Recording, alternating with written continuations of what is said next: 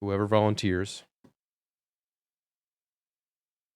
I can try. I won't be very detailed, but if That's you fine. want quick, No I can problem. do quick. Yeah, I took no notes. So Same. Go quick.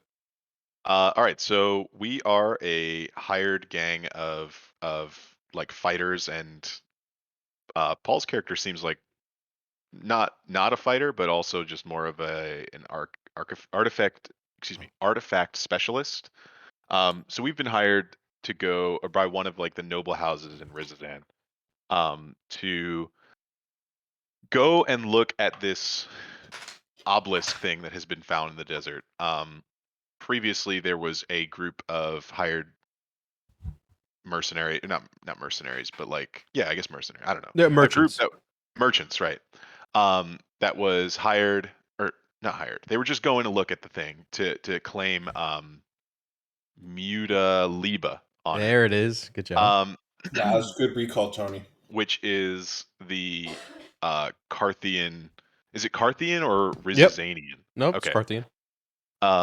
Way of like claiming something basically. So these merchants were trying to claim this, and they all went in together as a group and were basically just demolished by traps and unseen hazards, basically. So this noble house has hired us to go and investigate. Um, we get our steeds, which are these like velociraptor things. By the way, our characters are Gino, Altessa, and William the Man. William the Man is like an archer with a crossbow kind of guy. Altessa is a mage who has sort of like a lot of like battlefield control, and then Gino is like a paladin slash warlock who does damage. Um, so we get our velociraptors. Gino has one named Luca. That's his steed, and we head out into the dirt, or not dirt, the sand, into the desert. And we come across first a giant scorpion that attacks us. And we fight that thing, and we do pretty well in combat. I think we worked very well as a team, and we had good synergy. We're all pretty tired after that, and so we're looking for a place to stay. And by the way, we have this whole time we have Siraj with us, who is like an expert on these sorts of things, but he cannot handle himself in combat. So we're trying to protect him and get him to the payload so that he can sort of like work with it and identify it and like help us out. Um, so we come across a spot that we think what might be good for rest, and we're met by another traveling group, and we get into sort of some altercations with them, but nothing too violent. There are some attempts that are made, but a couple of counter spells kind of put a stop to that. What else? Okay, so then I think we ended up here, which is the obelisk. We carefully climbed up these rocks and investigated the area. There's some blood. There are these sarcophagi lining here, and then a hole that goes down into presumably some sort of dungeon. So we're just sort of investigating the area, and as we are investigating, the mummies pop out of the sarcophagi and start attacking us, and that is where we left off. And I am underground. You are underground. I am- William is underground. Yeah, you're underground, and I'm being grabbed. You're halfway through the floor. Yeah, I'm being grabbed as well, I believe. I think we all are. All right. Great. So with that, we will pick up. I need you all to roll initiative. Right into the action. Oh God. All right. Not starting off strong. 25 to 20. Okay. 19 to 15. I got a 19. 17. 19. 20 actually. I didn't realize that Altessa had a +1 to Dex. So 20. 17 for William. All right, Gino, what did you get? You're the last one here. 4. Okay. So if you guys are keeping your own records, it's Altessa, William, and then Siraj, then you, Gino, and then wherever they fall, they fall. All right. So top of the round, we have Altessa, who currently has a mummified bony hand wrapped around both ankles, and you are being pulled into the earth, the sand beneath you. What would you like to do? Altessa has no idea what is underneath the ruins right now. She has not gotten a chance to sleep for very long, so she has none of her divination portents. Seeing that there are about 5 mummies of questionable power, she's gonna go ahead and cast Polymorph on herself. Okay, what would you like to polymorph into? And I'm going to think about the larger Saurian protectors of multiple different noble houses, and I'm going to turn myself into a T-Rex. Hell go. yes. Okay. I have a model for that. Don't you worry. Hell yeah. I love the idea, like specifically because you're like you on T. Like if you like morphing into a T-Rex, that's pretty cool. All right, I shall. There we. Hell yeah. Hold on. It's loading for me, and then I shall make it a little bit bigger. Okay. It is a huge beast. Now, which I, does polymorph? Do you keep your own mental stats, or do you take Yeah, that of the monster? let's find out. That's let's hope way you too keep your big. own mentals. Polymorph. I don't want Altessa losing control of herself. Including mental ability scores are replaced by the stats of the chosen beast. Oh, so jeez. That's do unless you're a shift to- druid. Yeah. Druid wild shape would mean I get to keep my mental stats, Yes. but this is shifting into. That's what I thought. So you're. I have a 2 intelligence right now. I'm If assuming wizards, smart Okay, enough to recognize friend from foe, but I don't know. Yeah, I still maintain my mental faculties, but for checks and things like I can't speak common. you're stupid if you're like called upon to. Yeah, my mental do saves are anything. shit. Like if you asked me if I could identify a magic item right now, you would get the weirdest look from a giant T-Rex. But Your arms prevent you from doing any of the somatic requirements. of yourself. correct. You got little arms. I will say, I think the way it works is you have the same mental like thoughts, but they're filtered through a dinosaur. That's Yeah. kinda Oh, that's how it works. hilarious. Yeah, Oh, okay. A T-Rex. So do you have the stat sheet for a T-Rex pulled up, Paul? I do have the stats for a Oh, T-Rex. Paul was so ready. Alright, perfect. Respect. Alright, so that is a giant T-Rex. That's me. Is that and to that's- size? Yeah, I'm not that's sure. accurate. I think I'm- huge is 3, right? Oh, okay. 3 by I don't 3? know. I'm not if sure. it's- I think large. I think huge is 5 on Oh my on God. hexes. Okay, then that's not correct. Let me just. Jesus. Yeah, no, Christ. huge. That yeah, looks huge. more like no, what I would huge expect is. a T-Rex to look like. No, that's huge. Yeah. No, you were right the first time. Let me Oh, let me okay. double check the scale. Actually, no, this is fine. This is fine. Because large occupies 3 hexes, which I didn't realize was the case. I thought it just expanded from there, but we're good from here. Okay, so that is your action. Yeah, my action is to be a T-Rex, and I'm gonna look down at whatever the hell was grabbing at me. So as your body transforms, first muscle or bone structure, then muscles, then eventually the skin comes into this T-Rex form. The hands that were grappling you are forced off, as you are too large for them to grapple. So you Alright, are yeah. sort of standing on... Step over. I look over. I look down. I have a big head, and my eyes are on the sides of my head, so I don't know if I can see what tried to grab me, but I'm gonna look anyway. Make a perception check as a T-Rex. Oh, God. T-Rex perception, huh? Alright. I actually have a better wisdom with that. That's a 5. Never mind. Oh, wait. Wait, that's an 8. I have a +4 to perception as a T-Rex. Okay. Let's go. So, looking around at the scene and looking down at your feet, you don't see anything under you. Whatever was there, you've potentially crushed or pushed back into the earth. But you see these mummified corpses in various states of decay that are, their eyes are a deep purple, and they seem intent on attacking you. Okay. That's it. Yeah, that's my turn. I'm a T-Rex. Oh, you can move, I believe, if you'd like. Also, are yeah, you you know okay what? with purple? Because you kind of look like Barney. I love it. I'm fine with that. Excellent. Her other icon was purple anyway, so it's fine. Yeah, it's Gep. This is the most vicious Barney I think I've ever seen. She'll stay where she is. She recognizes she's a T-Rex, but she also recognizes that once this form is done, she's back to being Squishy Wizard. Of course. All right. So you all watch as your party member Altessa. I believe you are. Are you? Yeah, Yanti, right? Yeah, I'm Yanti. Once a Yanti young lady is now a full-grown adult T-Rex. Quite a sight. All right. We are up to William. Yep. Can I see who's grappling me? Like, what? Can you describe the situation that I'm in Yes. right now? So you were above ground just before, and you failed your save. So you were walking, kind of looking around, and as soon as you stepped on this tile, two hands came up, grabbed you by the ankles, and pulled you underneath the sand. Right now, you are being pulled further down, and all you see is sand and darkness around you. Okay, sand and darkness around me. Got it. That's the question I have for you. Okay.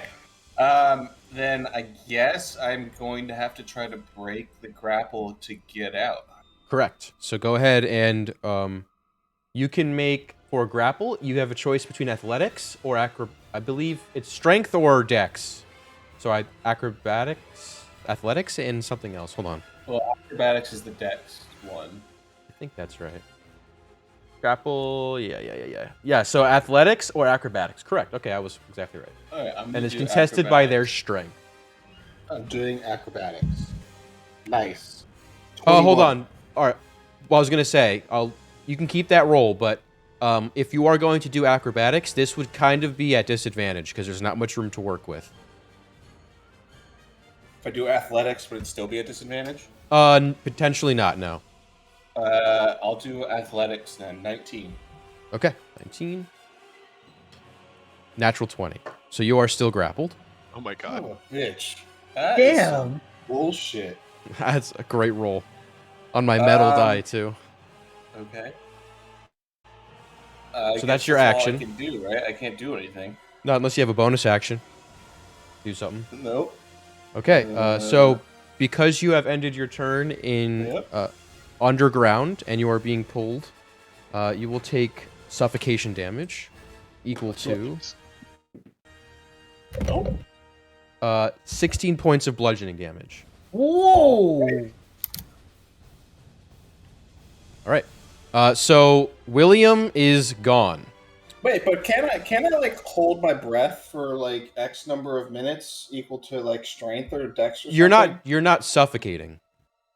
You're being pulled in, and the weight of the so sand it's is like- collapsing. it's It's okay. like compression. So it's like Alright. compression. You said Correct. suffocation, so I was like, Oh, wait, I'm Yeah, it excuse. is Yeah, suffocate. Yeah. I'm completely wrong. Yeah, okay, it's crushing like damage. I can't yes, argue. That that's makes my sense to fault. me. I Understandable. apologize. Understandable. You are currently 5 feet under the ground. William is gone. Uh-oh. Use So- your- Yep, that's exactly right. Amongst the growls of the T-Rex. All right, it is the mummy's turn. So, the first mummy is going to go for you, Gino. You are within was its range. Mid-chop. I was chopping it up. Yeah, so I believe it only has one arm, from what I have in my notes. So it will make just a swing on you. You see actually the first thing it will do. I need you to make a wisdom saving throw. Sure thing. Oh, let's go. 27. Okay. You stare into the eyes of the mummy. You see these purple beads stare back at you. And as you look, you hear a voice in your mind. More like an utteral, like a growl. Not really a voice. It's just... You hear that in your mind. But you're able to shake it off. So you are not frightened or paralyzed. However, it will punch you with its one arm. That is a horrible roll. A 13. Oh, that 13. did not hit. Okay. You see it coming as it stumbles forward, swipes at you. You look at and see now while most of its arm is either rotting or rotted, and wrapped in these like decaying bandages, its hand is basically entirely skeletonized. and this sort of dark wave of energy kind of emanates off of it, and you can see it as it swipes you. Just dodging that, you dodged whatever effect that might be. This mummy is going to come out of here. It's 10 feet. Stand here and go for you. I need the T-Rex, which is Altessa. I need you to make a wisdom saving throw. Oh boy. Yeah. 14. Okay. Again, a very similar thing takes over where you stare into this creature's eye. However, in your T-Rex form, not much scares you. So you're able to overcome it. However, it will get attack on you. Okay. That is a 15. 15 does hit. Okay. So you will take 13 points of bludgeoning damage. Okay. And an additional 9 points of necrotic damage. Okay. Sounds good. Okay. So the mummy walks up to you and swipes you, leaving a scratch mark in your lower half. And the wound festers with dark energy. This one will come towards you. And I need you to make another wisdom saving throw. Okay. 16. Hey, you're good. And it fails with a natural 1. Hey. This one will come out 10, 15, 14. It will look at you, Gino. Make a wisdom saving throw. They're all trying to scare you. 17. You're good. Okay, the last one will come out to here. They have a horrible movement, kind of dragging its foot. And Altessa Rex, wisdom save. Oh boy. You get +5 to this. Hell yeah. If you're within 10 feet. I don't know if we're calling that 10 feet, but... Up to God. That's 10 feet, yeah. Sure. Okay, 16. You're good. Okay. So that ends all of the mummies, except for the one that's grappled you. William.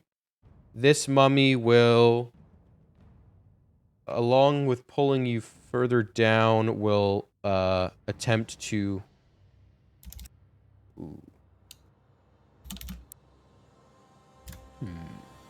So I'll describe it as this. As you're getting pulled down, the sand collapsing on top of you, getting pushed further in to the earth.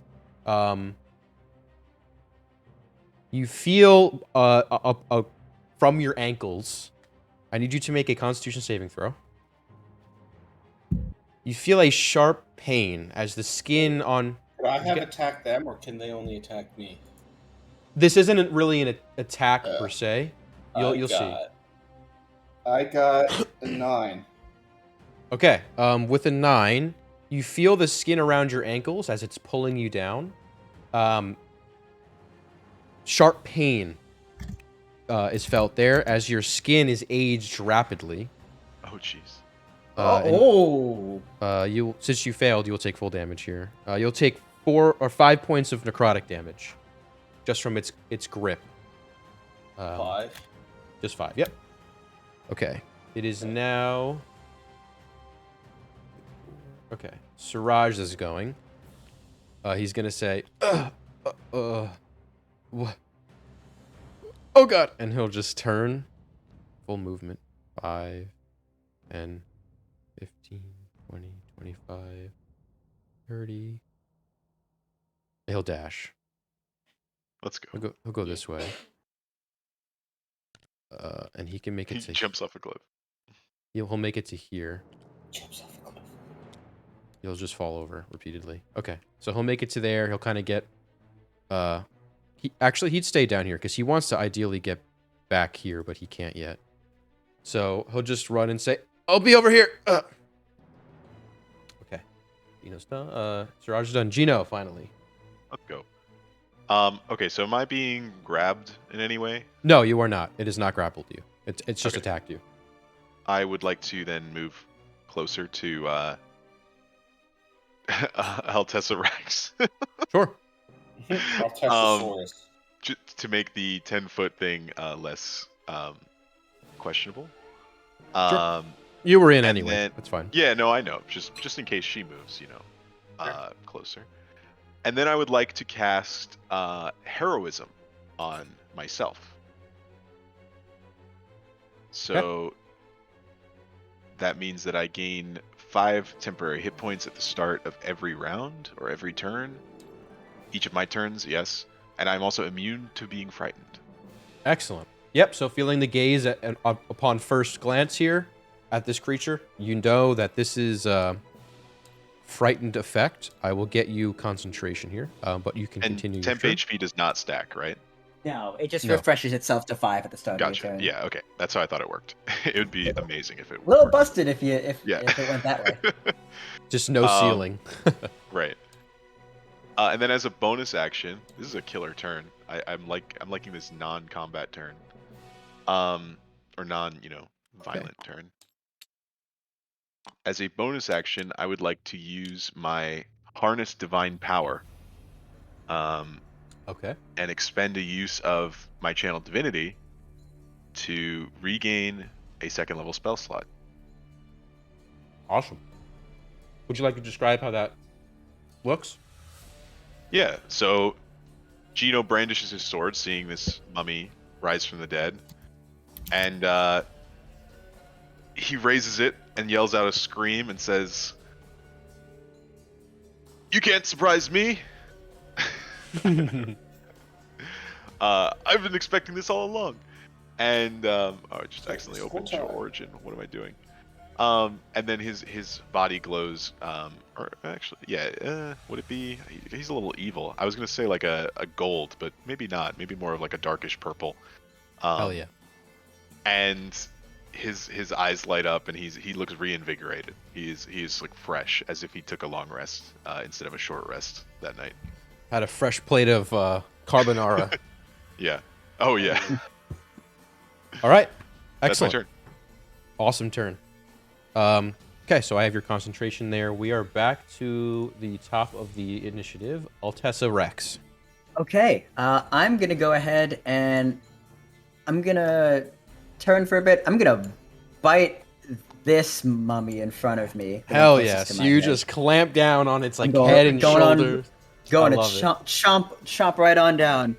That is a 27 to hit. Absolutely. Give me a moment. I need to roll 4d12. Oh fuck. Damn. T-Rex not fucking around. Imagine max damage. So that's going to be 42 points of piercing damage on the first hit. Shit. Excellent. Sure. So you clamp down, bite and close. Not much there but bone. You pull back, ripping its like wrapping, seeing its decayed body. Okay, it is still alive. Barely. Okay, it is technically considered restrained and grappled right Right. now. No save, right? Nope. Okay.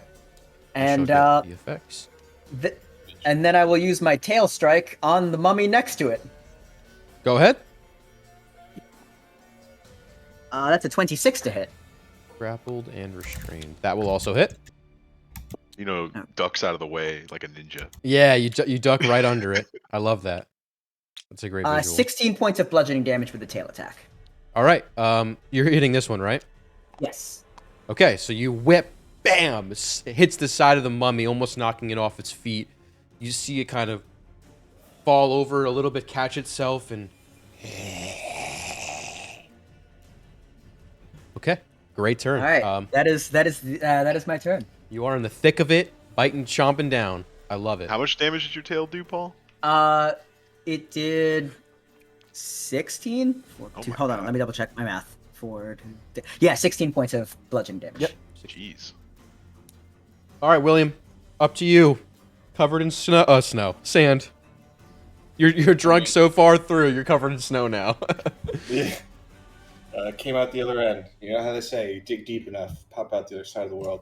Indeed. I mean, I'm just gonna nothing I really can do, right? I can't attack the guy, right? You could try and kick, maybe, but that's really the only damage. That's not what I wanted to do. Yeah, so I'm gonna try to break out again. Okay, go ahead and roll here. Don't natural 20, please. 17.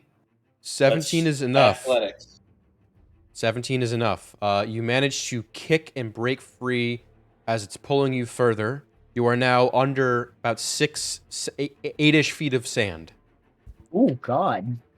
I would like to start climbing my way back up, I guess. Okay, yeah, so you would essentially, I'm rounding up to 2 spaces, you would need 20 feet of movement to get to Okay, the that's surface. fine. I got 25. Okay, so you are at the surface, head broached, fresh air. Seeing a Tyrannosaurus Rex, which you didn't see on your way down, spawned in the middle here, slamming into mummy in its claws or its teeth. Yeah, what the fuck's going on here? God. I guess that's my action. I have 5 feet of movement, so I'm just gonna take a step back. Oops. Onto the stairs. Sure. So at least I'm on solid ground and not where I just was. Yep. And you look as you turn back, the sand and the hole from which you came is very quickly starting to fill in. And that'll be my turn, right? Because I used my action and your movement. Yep. Unless you have something you can do as a bonus. No, I think my only real bonus action is to attack a third time, but I need to attack once to use it. So. Got it. Okay. So we are on to the mummies. We will go for the one going for Gino first. I rolled to recharge. Okay. It will make 2 attacks with the same arm. The first one, horrible roll, is a 13. Misses. Second one, that's much better. That's a 20. It hits. Okay. So you will. I need you to make a con save. Okay. Eat. Oh boy. 11. Not Okay. great. You will take 12 bludgeoning, and then I'll roll for the necrotic here. Okay. You will take another 9 necrotic damage. It's not halved because you failed the save. Okay. So as this mummy's one hand hits you, the dark energy forming around its claw or its fingers as it strikes seeps into the wounds it's causing and causes further damage. Okay. That ends that mummy's turn. Then we'll go to the 2 that are with Altessa. I'll do the one that's not grappled and restrained because it's a little easier. A roll to recharge. Okay. All right. That is another shitty roll. That's a 14. To hit? Yes. 14 does hit. Well, you're large. You're a big target, yeah. Yep. My AC is 13 as a T-Rex. Okay, make a con save. Con save. 21. Okay, 13 points of bludgeoning, and then you will take half of the necrotic. 3 necrotic. Okay. Okay. Still doing all right. Then the other mummy is grappled and restrained. So restrained means... There's disadvantage to hit me. Okay. It is not smart enough to try and break free, nor does it really care. I mean, it would be smart technically, but it doesn't really care. So this will be with disadvantage. That's a natural 19 and a 2. That will miss. Nope.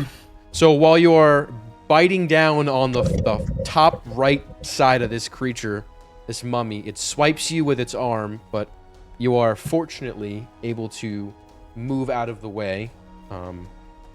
That will end its turn. This mummy will go. And it will go to you. I'll roll to recharge. Fails that. Okay. And it will swipe you once. Okay. For a 13, which misses. No, 13 is my AC, so that does hit. Okay. Okay, so then need you to make another con save. On save. 22. Okay. So 13 bludgeoning. Okay. And another 2 necrotic. All right. Still going strong. Okay, the mummy over here will go.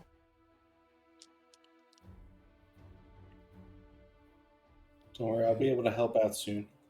Yeah, I think it would just go to you again. So you're just gonna get ganked by these mummies. I mean, I am the biggest threat right now. Totally. Okay. That is a 19, so make another con save. Okay. Cool. Natural 20. Wow, look at you. 14 bludgeoning, Okay. and there we go. 4 necrotic. That's the halved version. So 4 Got it. necrotic. Okay, I am now under half health of as a T-Rex. But you're sucking all Alright. these healths, or these hits. Yeah. That's good. Drawing aggro. All right, Siraj will go. He will finally complete his movement Let's go. and hide back here. And I'll make just a stealth check for him. Why not? Natural 20. Yeah, he's small. Let's go. He's covering himself with dirt. We're not gonna be able to find him after this. Actually, you know what? He'll probably run across here and hide in the bushes. Oh, smart. Better idea for him. All right, Siraj is done. You kind of hear his little feet. Gino. All right. Yeah. Gino is. I don't think I have anything else I can do really as a bonus action. Okay. Which is surprising because I have so much. I could Misty Step, but I don't really want to. Oh, I could. That's like once per. I don't want to waste that though right now. Yeah. No, I won't. I won't do that right now. All right. So I'm just gonna attack with my sword twice. Go ahead. On the mummy that's attacking me, obviously. Mhm. And the first one is not so good, but it's a mummy. Maybe it has a low AC. It's a 14. 14 will hit. Hey, all right. Not very fast. Yeah. So wait, there was something I had. Oh yeah, I had to give myself my temp HP. Okay. All right, so that is one of these for 11 damage. Okay. You slash across the front. 11 And damage. then a 19 That will hit. for 11 damage.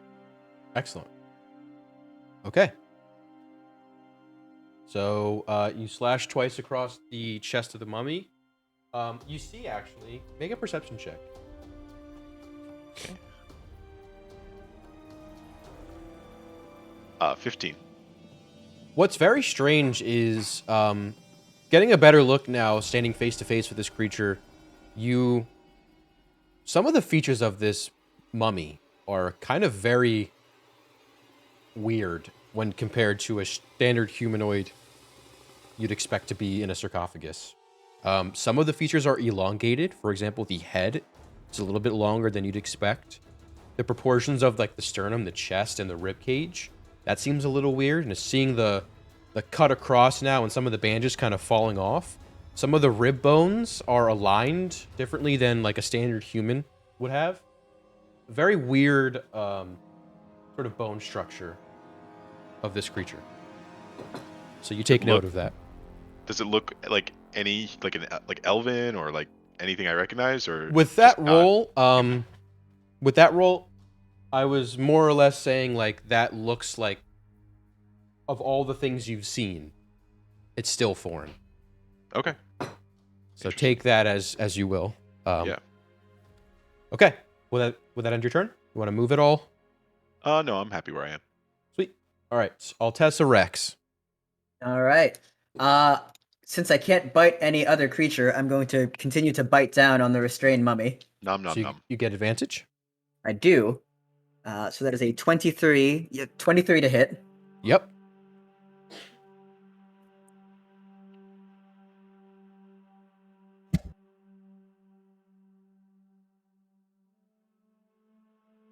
That is 29 points of piercing damage. Okay. How would you like to kill it? I'm going to. This is primal as can be. I'm just gonna fucking chomp it into absolute dust and then roar out all of whatever's left. Okay. So you chomp down, and as you do, those that can see the large mouth of Altessa Rex, you see as the final chomp comes down, a burst of dark purple energy kind of emanates in a ring. Fortunately, you are the only one in range, so Altessa Rex, you need to make a con save. Oh boy, good to know. As the body falls lifeless once again. 23. Okay. So you take 2 points of necrotic damage. Okay. And you kind of spit out this solid, like crystal-like core, maybe about the size of a plum. You just kind of, you feel it as you chomp. You spit it out on the ground and kind of ding ding clangs on the tile. Altessa has many thoughts about this strange thing. Altessa Rex says tail slam against this motherfucker. Absolutely. Go ahead and roll. You know what? That's For style, roll me 3 d20s. Oh fuck! All right. Well, you could. The first one counts as is, so you got a okay. 20 something. That So hits. it's 29, 27, and 20. They all hit. So roll. Jesus Christ. So what's the normal damage dice? 3d8 plus 7. Perfect. I knew it was 3. Okay, so each of them will get a d8. Okay. All right. Do you want to use the same d8 for all of them, or do you want me to roll 3 different? No, times? you can roll 3 different times. Yeah. Okay.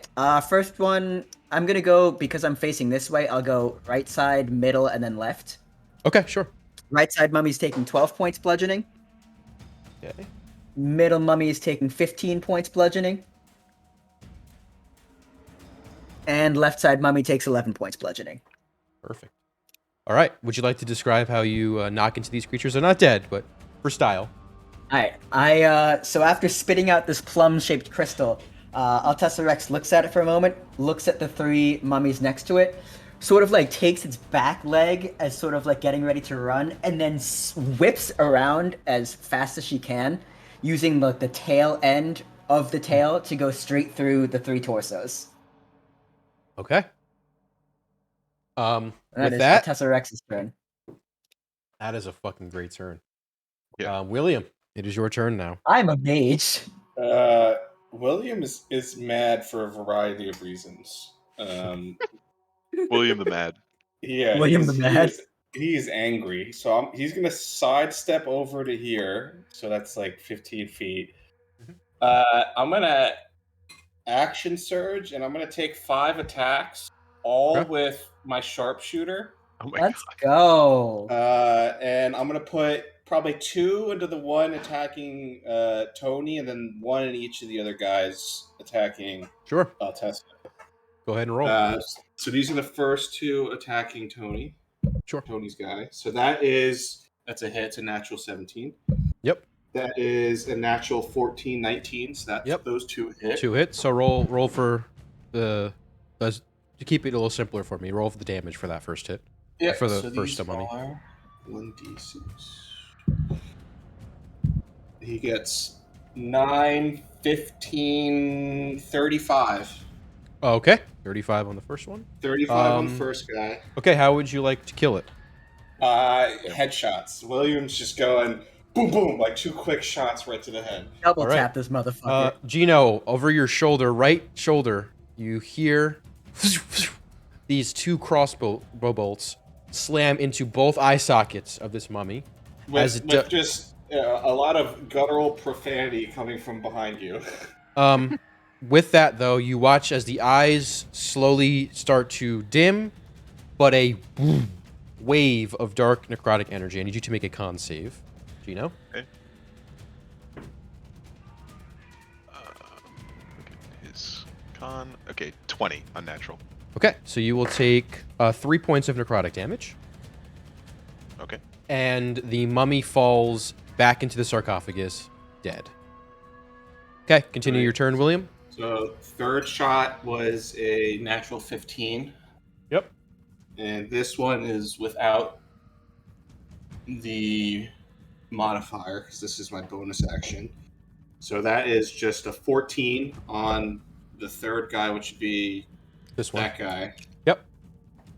And then, so that's 3. Fourth shot is another natural 15. That will hit. So that is 16 damage on the middle guy. And then the last one is a 17, which will hit. Yep. And that is another 16 damage on the last guy. Okay. So you take a sidestep, peeking around Altessa Rex, and just take your 3 shots at the other mummies, hitting them square in the temple each time. They kind of look at you, look at Altessa Rex. They're looking deader than they were before, which was already dead. Will that end your turn? That is William's turn. The Quadra? What'd you say? Wait, did he kill all of them? No. Oh, deader than they were before. I see. Yes. That would have been so cool if I did. A Quadra? They were looking pretty beat up, but not yet. All right, the mummies will go. They're just gonna stay attacking you. That's their MO right now. They did recharge, actually. So I'm going to need Altessa to make a wisdom saving throw. Okie doke. 8. Okay, a +5, right? No, that's including +5. That's Oh, okay. Yes. So you are frightened until the end of this mummy's next turn, and you are paralyzed. Oh, God. So I will get those modifiers out. Model status. So frightened and paralyzed. Paralyzed is here. Frightened, I don't worry about as much. Paralyzed is. So that's for you. These statuses are great. Okay.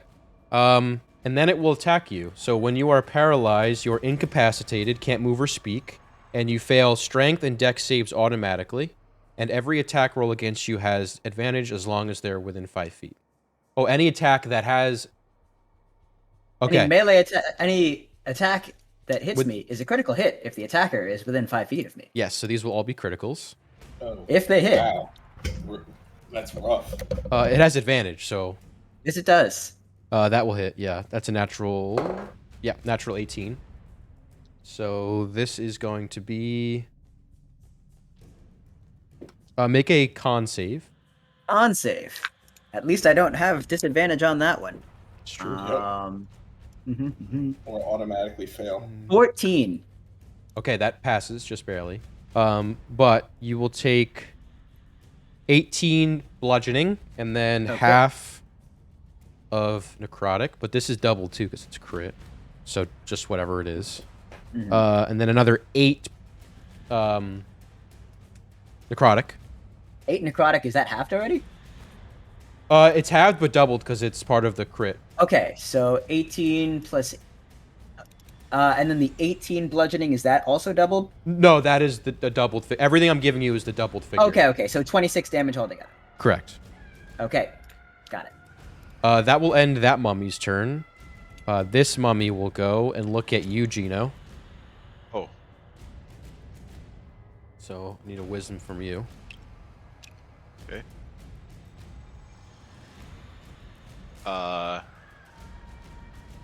14. Okay, you just pass. I should describe this a little better, I think.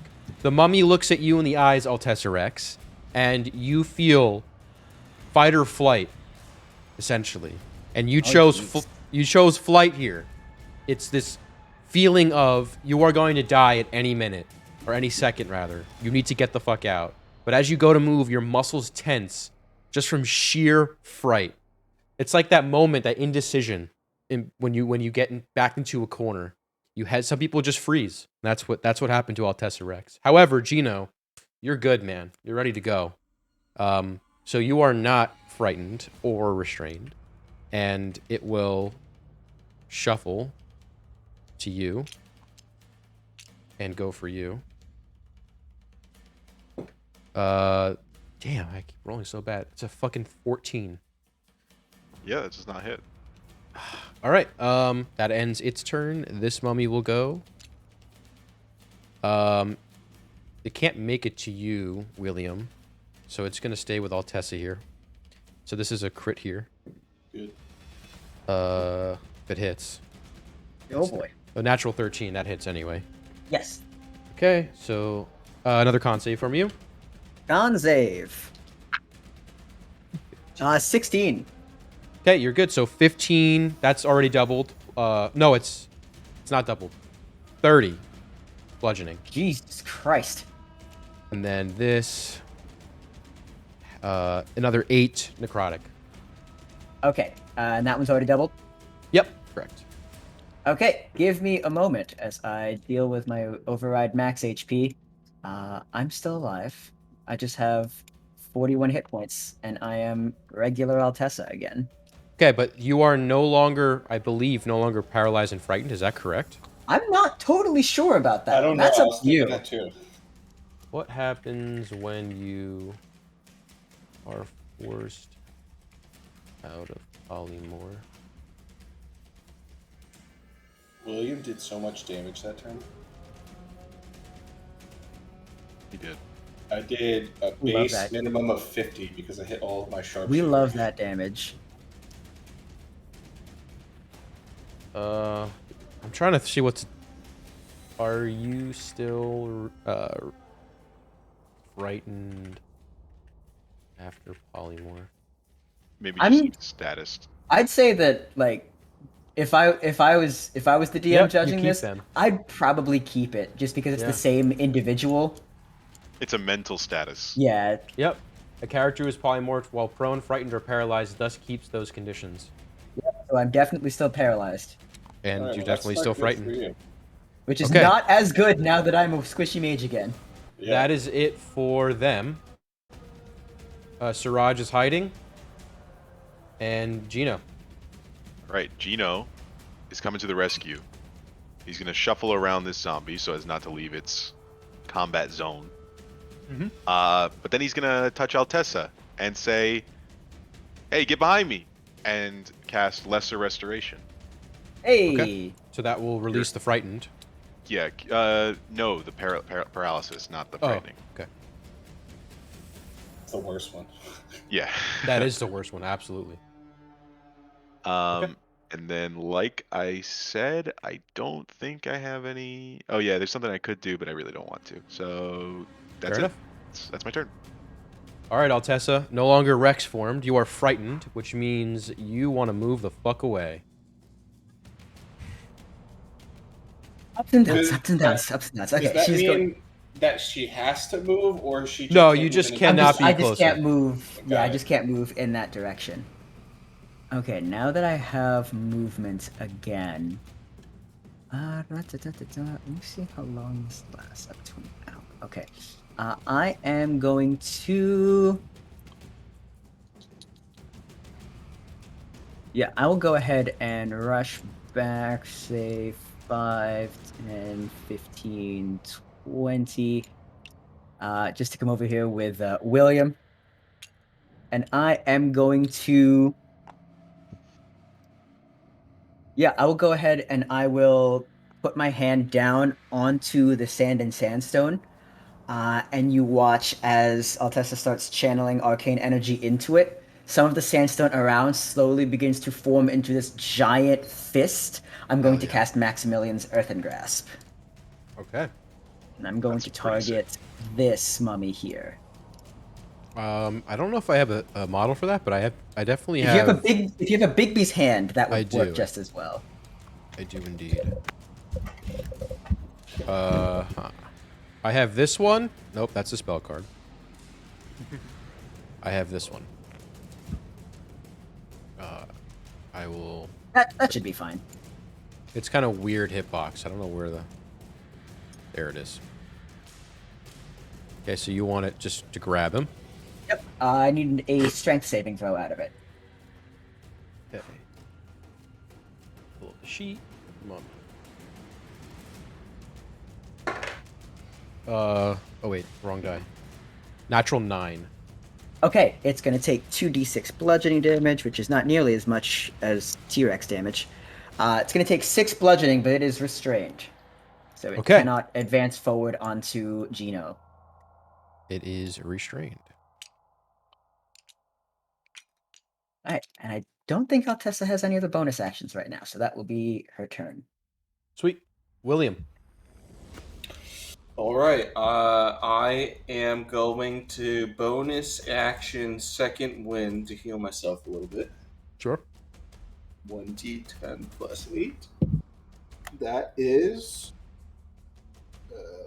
on this is the fuck. That's a 1. Rip. Ah, rest in peace. So that's 9, but whatever, better than nothing. And then I'm gonna take my two attacks on one on each of the guys attacking Chino. Sure. And first one is gonna be on the right. Second one will be on the left. Okay, go ahead and roll. Sharpshooter on both of these, and that is a natural 20. Beautiful. Okay. Sharpshooter does not get doubled, right? No, it's just a flat +10. Okay. Yep. So that is nice. 5 doubled to 2 doubled to 10, 13, 23 Okay. on that guy. Gino, make me a con save. All right. Oh, I want it to go straight through the forehead, and I want the 14. What are the fetching to 5. like catch its head and like pull him back with it. Okay. And the fletching part of the bolt. Ooh, Yeah. That's awesome. So like the So you- arrow goes through, but then like the little feather parts get like stuck in the head and like yanks his head. The head back. rolls completely off. Gino, you Yikes. take 5 necrotic. Okay. This is the second sharpshooter attack. Yep. Which is a 17. That will hit. Nice. So that is 16 on the second guy. Ooh, just barely alive. Damn it. Okay. You want to move at all?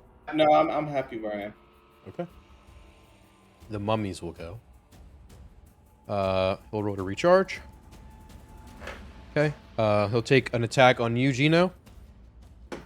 That is a 19. That misses. Okay.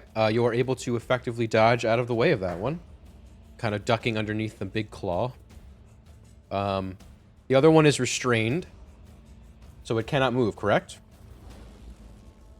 Yes, it cannot move. It could, unless it breaks out, right?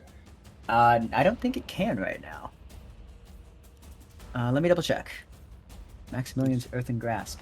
Attack rolls have advantage. To break out, the restrained target can use its action to make a strength check against my spell save DC. Okay, it will try to do that. Yep, and it's a check, not a saving throw, just in case that matters. It does. But even still, it got a natural 7. So it is stuck. Yep, it's still stuck. You can see it's trying to move as this hand has gripped its feet and its lower half in like this sand hand that came from the earth. And it's just trying to break free, but it cannot. All right. Siraj is over there. Gino. All right. I would like to move in between Sure. the two. Oh, wait. You weren't hit last term, so you're good. Okay. I haven't been rolling concentration for you, or you haven't been. Oh, So that's yeah, my that's right, fault. forgot. That's my fault. But go on. And I would like to take one swing at each of them, starting with the guy to my right. The guy to your right. Okay, the guy on your left, you'll have advantage. Okay.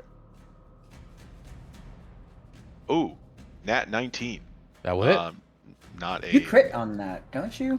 I think I only crit if I am. If it's cursed. If it's my cursed thing, which I Gotcha. haven't been doing because that's like a once per short rest thing, and I want to save it for the big boss. Gotcha. Smart assuming man. there is. There is. Come on. Come on. I mean, I was planning on short resting, so just don't know that. Yeah, we'll see what we can. I don't want to bank on that. That's a William's 9. banking on it. He's going all in. 9 damage. 9 is enough. Yeah. How would you like to Yeah. kill that guy on the right? Slices. Oh, that's not the same guy. I was gonna say slice his other arm off. No, chop his head off. Okay. Whew. Clean off. Make another con save. 18. Okay. You will take. Those are good rolls. Another 5 necrotic. Okay. As this wave hits you, and you see the body just crumble into a pile of bones and bandage. Oh, whoops. Whatever. And I would like to then attack the other guy with advantage. You have advantage. Yep. Nat 17. I think Yep. that hits. Sure does. And that will be for much better. 14 damage. That is enough as well. How would you like to kill this Let's guy? go. Another headshot? Sure. Yeah. All right, another head swipe. Clean off. Make another con save. All right. Doing a lot of rolling. Oh, that was not a good one. 9. Okay, so you will take full damage here. That is not very good. 9 necrotic. Okay. As another wave hits you. And with that, we are out of combat. Oh, Right as the song I ends, assume and that the, was the planned. frightened is over, I assume. Yes, so you are now back to your regular self. The immense feeling of fear has subsided. The dust has settled quite literally, and so you hear from a little bit of a ways away. Is it safe? Yeah, Siraj, come on out. It should be, yes. Will gingerly make his way through there. William is panting and coughing up sand a little bit. How are you guys doing? I've been got better. pulled into the ground there. Sand with the walls were literally closing in on me. It was. Wow. Well, I'm glad to see you've made it out. Yeah, I'm gonna need like I don't know, 30 minutes. I don't know if we have the time, but I would be most optimal working here if we were able to get actual sleep. Those people were most definitely going to come here. If we want to risk it, I'm not sure. Well, honestly, here either way, right? So if we manage to recover enough by the time they get... Well, here's an idea. If we find a place to camp out and hide, if they get here, assuming they'll already see the Mutaliba, one, they could either leave, or two, they could go in further trying to find us. But if we're waiting out here, they can go in and trigger all the other traps before we get there. And so by the time we follow them, they will likely be smoldering cinders. Suggest we stay? That is the next idea. I might perhaps be able so we to can do a something. short rest at most. Short is fine. Though I am fairly spent of some of my stronger arcane ability, and honestly, if we want to rely on more, essentially, if we want to be able to see a bit more into the future, I would need to sleep. I wouldn't mind keeping watch while you guys rest up. I mean, I'll be fine with a short rest. Yeah, me too. I was saving this for an emergency, but I can give it to you, I guess, until take out a little vial about maybe the size of like a. You've been holding out on us? What is this? I was Siraj, saving what other this. goodies do you got? This is it, I promise. But he'll hand you a vial, maybe half the size of a pencil, and he'll say, if you drink this, it has a chance of rejuvenating some of your magical abilities. All right. It might work. I don't know how well it will interact with my portents, but I can try it. I was saving this in case I needed to identify multiple things while we were here. Oh, I can do that myself without expending magical prowess. So, that will cover that if necessary. Siraj, you won't be able to identify shit if we don't keep you alive. Exactly. The situation has changed, so I'm okay with this. All right. I'm going to attempt to drink this. I'm going to sit down for a little bit, and I'm going to ritual cast Identify on this fucker. As I start getting ready, could we bring those small little plum-looking gems? Maybe I can see what's going on with those as well. Plum-looking gems? What? The ones that dropped when we killed the mummies. Hey, Gino, you want to like stack these mummies and maybe like show that don't fuck with us out like by the front? Oh yeah. I can do that. You want to like I'll help drag them. We can like put heads on stakes and shit. Yeah. Intimidation factor. I like how you think, Willie. Well, it's William. All right. Don't. We fought together. You get everyone gets one, and we fought together. So it's William though. Next, you're gonna be challenging me to a duel. I'll do it. Don't fucking test me. All right. You So saw what is, those arrows whiz right by your head into that guy's eyes. I can do it again. I also saw your ass get dragged underground. Okay, yeah, but I got back up. Okay. Siraj is taking notes. So what's going on here then?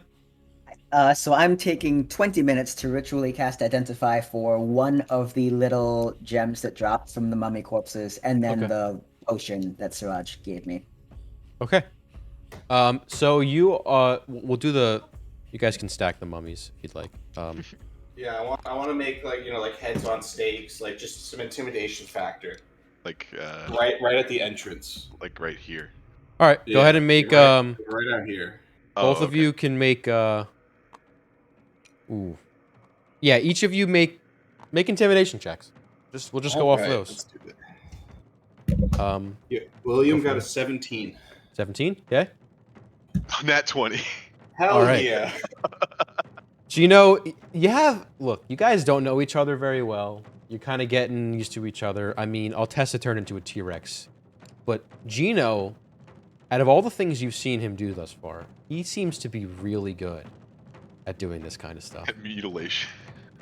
At arranging things in a very intimidating way so as to scare others. Gino, I gotta say, I really respect a man with this kind of skill set, so... Yeah, I've done... You ever leave a cow's head in someone's bed in a motel? I heard some stories. Was that you? I've been around. I've done the thing or two. Oh, look at that. The more you know. Okay, so Altessa, while this is going on, William, you will have to kind of sit and do nothing, but Gino can stay on watch, and Siraj will just be walking around this thing. Do nothing and short rest. I'm gonna do it like. Am I able to here like watch and short rest? Not really. Depends what you constitute as a watch. Like looking out over this thing to see. It'll be more of a passive perception type of thing if you choose to do that. That's fine with me. No problem. All right, so you identify the potion that he has given you as a mana potion, which come in various rarities. This one is a greater mana potion. Ooh. You have a choice of getting back 1 3rd level spell slot, 1 or 2 2nd level, and 1 I fucked that up. 1 guaranteed 3rd level. Then you have a chance of getting a D2 2nd level and a D4 1st level. Okay. I'll hold on to it for now because I don't need to drain that just yet. But additionally, if it works, it's like if you're a sorcerer, you can get 1. It's like you replace it back. with and then key points for a monk, etc. Okay. Yeah, so I will hold on to that for now. Okay. I'm taking my short rest. And then you piled the mummies together, or you took the gemstones from them? I also cast gemstones. I did cast ritual cast Identify on those gemstones, so I want to know what's going on with those fuckers. So identification. This is a necrotic magic, obviously. This is an older magic, but you sense that the source of it is still around, whatever that may be. But really, this is like a focus of necrotic energy that was, quote unquote, the heart of this creature. Okay. And that emanating, or that aura of necrotic damage when the creature died, was it releasing the energy into the wild. So kind of like a golem type thing. Kind of. So I would understand that these are basically inert now, right? Absolutely. And then while you're doing that, why don't you make me a medicine check? Medicine. Medicine I'm not so good at. That's a 17 though. It's a great roll.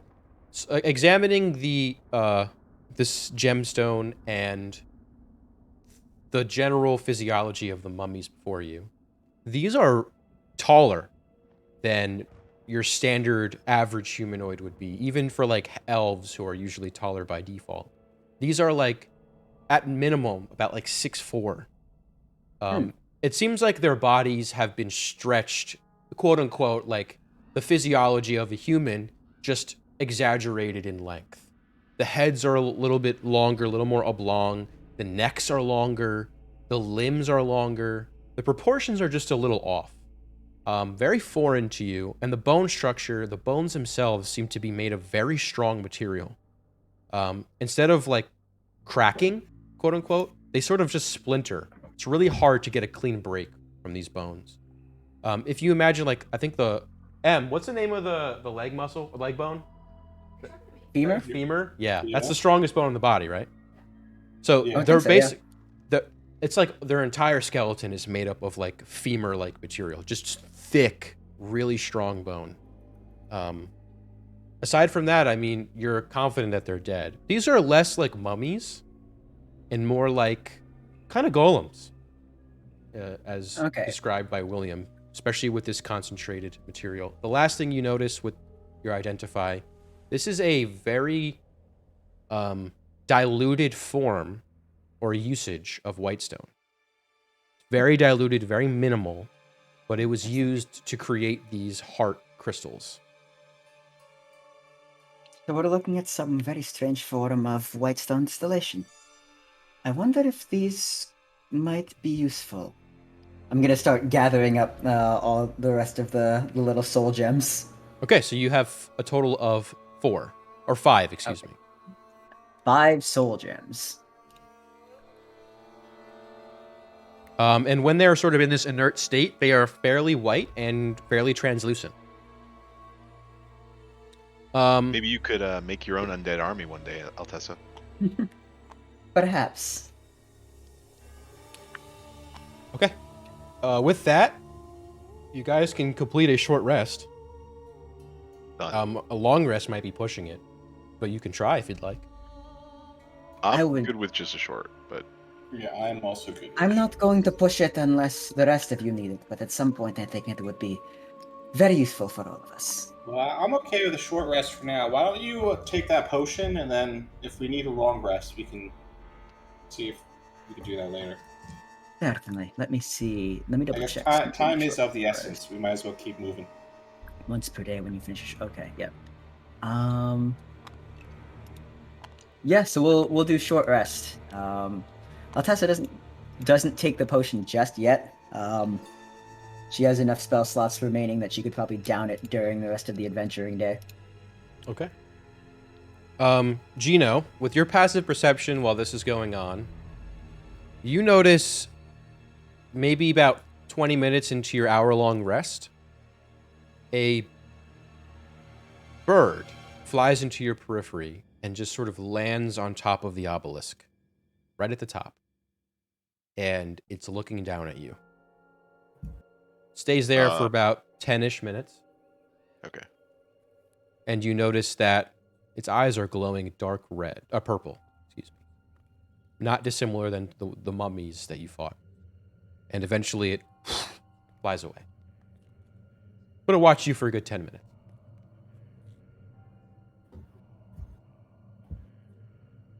I think we may have been seen, folks.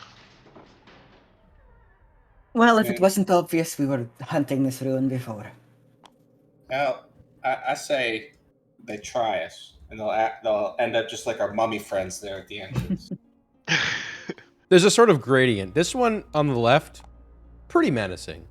But as you get to the last one here, you guys have perfected it by the 4th iteration. We don't want to be the schmucks that go in first and So what if you... Oh. break all the traps. Huh. I see. Okay. That With is that, certainly a display. Siraj says, are we moving out? Let's. Okay. Yeah, I guess so, right? Only way out is in, right? Or through? What's the saying? Can you use your mount to watch for us, Gino? Yeah, he'll tell me if he sees anything. Do you want to, I don't know, move the raptors inside? I don't know. Yeah, yeah. I'll have Luca herd the raptors in. Okay, yeah, that's fine. They'll stand as watch as well. Like it adds to the intimidation factor. All right, passing your beautiful Mutaliva structure, which I didn't describe really. So the way that this usually works is it has the flag of the noble family, noble house, that is placed sort of like you would claim land in general. And typically there's paperwork that's associated that you keep on your person, of course, and you all kind of sign it. All the witnesses sign it. And if ever there is a trial, challenging Mutaliba, not only do they put you on the stand with the threat of you would be killed if you're lying, but there's also the way the flag works. There's also, the way the contract works as well. There's also a way of dating, so they know. And the flag and the contract are linked, so you can't just place a flag and sign. It has to be a very specific flagpole. It has, runic enchantments, and the contract itself, they link each other, kind of like a unique ID, essentially. And they're both shared. You did that, right, Altessa? You did all that? I did. She did. All right. Is it in the We're- blockchain? We're It's in the protected by blockchain. law. It's in the what now? That's pretty safe then. It's something in the Oasis. Oh, you don't know about the blockchain? Oh, wait, is that scheme with the non-fungible totems? Yeah. It's all the Kunai- rage on the streets nowadays. Kunai with blockchain. Non-fungible totems. Kunai with blockchain. I can't believe it. I'm tempted to give you all damage. All right.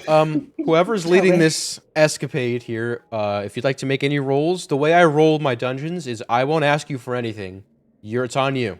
So there will be checkpoints, and it's on you to do what you want to do. Question: What is everyone's passive perception? Shit. I have a wisdom of -2. I have a wisdom of 0. 18. Okay, Siraj's is 16. Okay. I am not very wise. Shoot first, ask questions after they're dead. That's typically my motto. So my thinking is we got Luca watching our back. Siraj, you could bring up the rear. I could take the lead. That's fine by me. And if anything happens, maybe we just switch up that order. If Luca, has All bad right. news for us. All right. So at the front here, Gino, make a passive or an active perception for me. I'll stay in the back with Raj. 27. Nice. Looking down at these stairs, they slope down, and the sandstone, the sand and sandstone mix turns strictly into sandstone. These stairs are very old and sort of lopsided. You could tell just by the nature of this structure that this is hand carved with tools. And you can see as you step into the chamber, right now in front of you is basically the floor and the left and right walls sort of back. I guess maybe I can draw that. See if I can. And then we said, I don't know if it'll show up here. Kind of like this area on the floor, and then it won't show up on the walls exactly, but on the walls is scorched sandstone. Like, it got really hot. Almost like the sandstone melted a little. It was super, super hot, concentrated flame. And beneath is the completely scorched and, like, destroyed body of one of the people that you had described to you, one of the first to fall. All right. As he walks, Gino is particularly on the lookout for any mechanical or magical traps that he might spot. Okay. So you guys can step on down, and the tunnel will start to narrow. Okay, and I will save this. And take you runs away. into tomb. Let's go. So give me a sec. I will have to Load bring the you next in set. here. Yes, but I have Sure, all of Are your... there layers or like what? Oh, that's hidden. You don't know what's in there. Oh, sorry, not all of it loaded in. That's why it looked weird. Okay. So we have Altessa. You guys can arrange yourself again, but I just want to get you in here. Okay. So you are lower down these steps, maybe about 15, 20 feet below the surface now. into a sandstone chamber. Very faint torches light the entrance here. The rest is pitch black. You can hear... This is an interesting song. Good thing we all have dark vision. Oh, Yeah. 1 sec. I mean, most right, of us. right. All right, let me get the music changed here. Because you got to have the right music when you're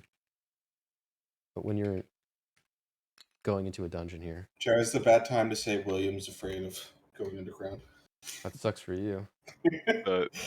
Dan's toxic trait is that every character he makes is afraid of the underground. All right, hold on, Paul. I was in Aarakocra, right, in our first campaign. Mm-hmm. And Aarakocrans, according to their background and lore, are, like, being underground is like the most terrifying thing that they could ever do. Mm-hmm. So we were on like part of the campaign, and Jared obviously wanted us to go into a cave, but my character is like, no, I don't want to go in this cave. Like I'm afraid to. I don't want to do it. And then the other character's like, okay, we won't do it. So then we skipped it.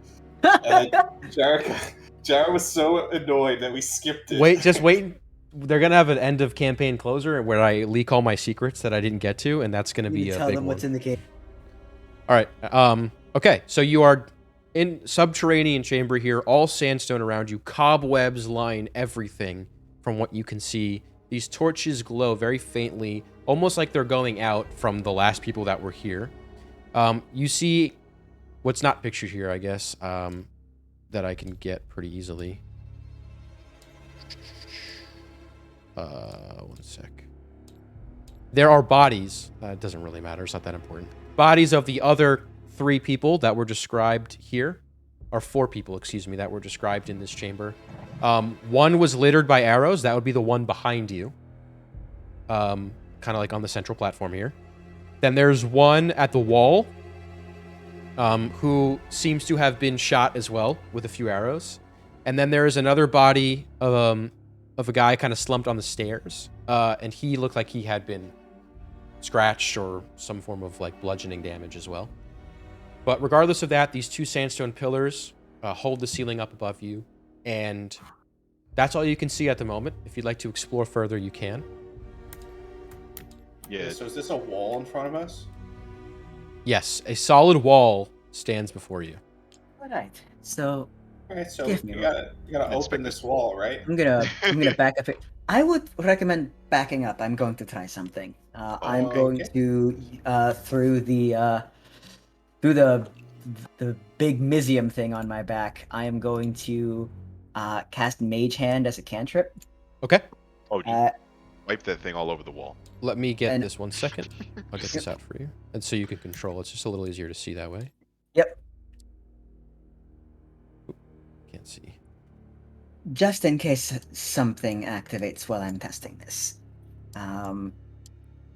Altessa's first thought, utilizing the Mage Hand, is to bring it over to the torches and try to pull them or manipulate them to see if they will open up any sort of chamber or mechanism or whatever. Sure. So the hand slowly floats over to the torch on the left, grips around the wooden base, and pulls, and nothing happens. Torch kind of... Okay. It's fastened pretty tightly, but there's nothing there. She'll chest the other one as well. This Same story. whole time, Gino is crouched with his shield up, guarding himself, but also Siraj. William has a shield too, so I have his shield out. Okay. That torch does not move either. Pretty well fastened, actually. All right. So once neither of those budge, Altessa will go. All right. So the torches don't activate the wall in front of us, but if you see anything out of the ordinary, let me know, and I can use that to manipulate it instead of putting you in harm's way. Right, Try the. Is it like a brick wall, like it appears to us right now? It's a enormous sandstone bricks that are intertwined, and it looks like they've been like kind of grouted together. The solid wall. Look around. I'm gonna investigate. Okay. For the sake of like making this make sense, I'll say you can take one half of the room. Another person can take another half. I'll take another half. Okay. So stepping. Look at the wall. 12. Okay. So all of you roll investigation. I'll write it down. So 12 for... Investigation. Nat 20. Yo, I'm on a roll. 16. 16 for Tessa. You got a 12, William. All right, we'll start with the nat 20. Gino, feeling rather safe at the circumstances here with the mage hand flying through, and most of the traps in this room you'd imagine are disarmed, by force at least. You kind of kick the body away from you. You notice that he was covering a pressure plate, and on the left and right parts of the wall, I guess we'll see if I can draw again. Cross your fingers. Yeah, no, you can't. Can't see it. But it would be normally like that way. Oh, that looks weird. Oh, It's no, on- I totally get it, actually. Yeah, there are... That looked good to me. I get what you're saying. Yeah, there's like these cylinders, this little nozzles that where these arrows shot from. You can see 6 in a circle that kind of fall from the wall, and they were all pointed at this poor soul. But you do notice that the bricks that kind of come in the middle here, while they are kind of zigzagged on top of each other, there is a very slight separation, which maybe leads you to believe that they kind of split in the middle here, kind of going back into the wall kind of this way, perhaps. So you share that with the group?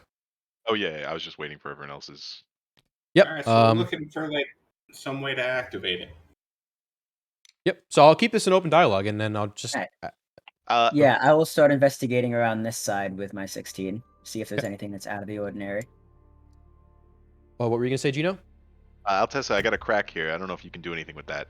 Like, you got any like Let me teleportation see or- if something happens there. I mean, I'll try to mage hand and pull just to make sure it doesn't just open if you physically yank it.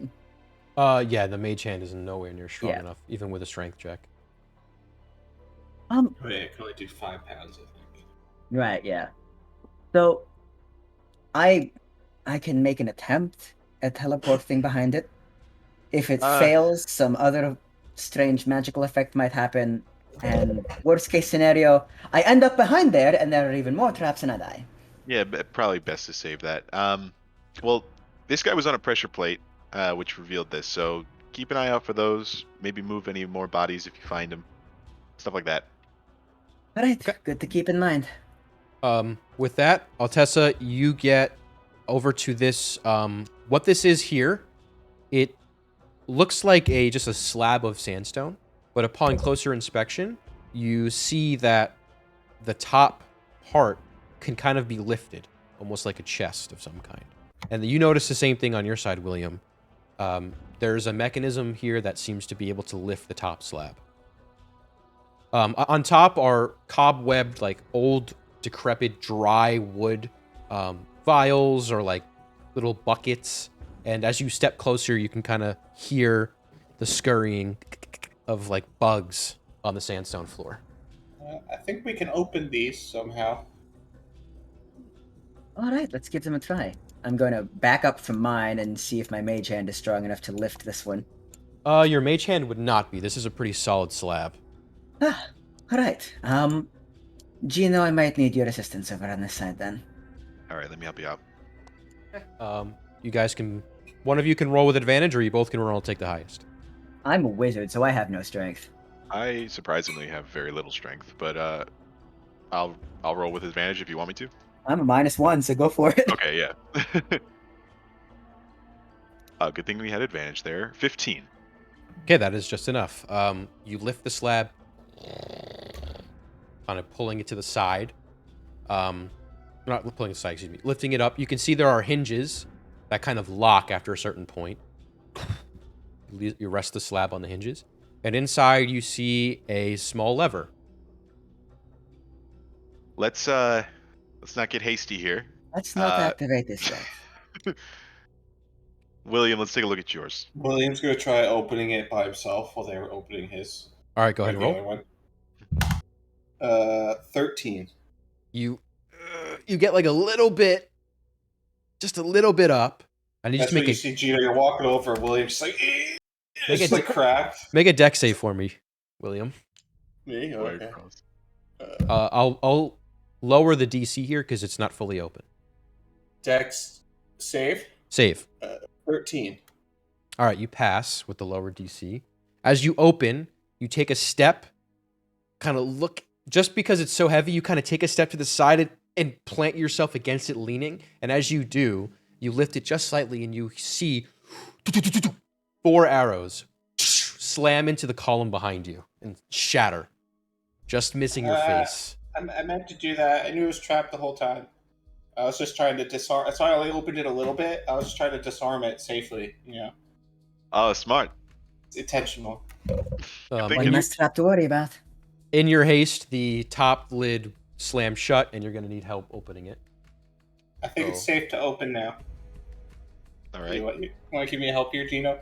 Yeah, and seeing what just happened, I'm going to stand to the side and like open it from here. Yeah, me too. Yeah, go ahead. What's the deal? Is Gino the muscle of this group with a strength of 12? Well, it's certainly also not have a Altessa strength with a of strength 12. of 8. Okay, let's do one and one. Siraj has a strength of 7. I think you're gonna beat me. I rolled a 2. I rolled a 7, so that's an 8 total. I rolled a 4. It's just not enough. Altessa's going to go over, and while it's cracked open, she wants to see if there's a lever in there. There is a lever. Both of them are Okay. in the up position. Okay, idea.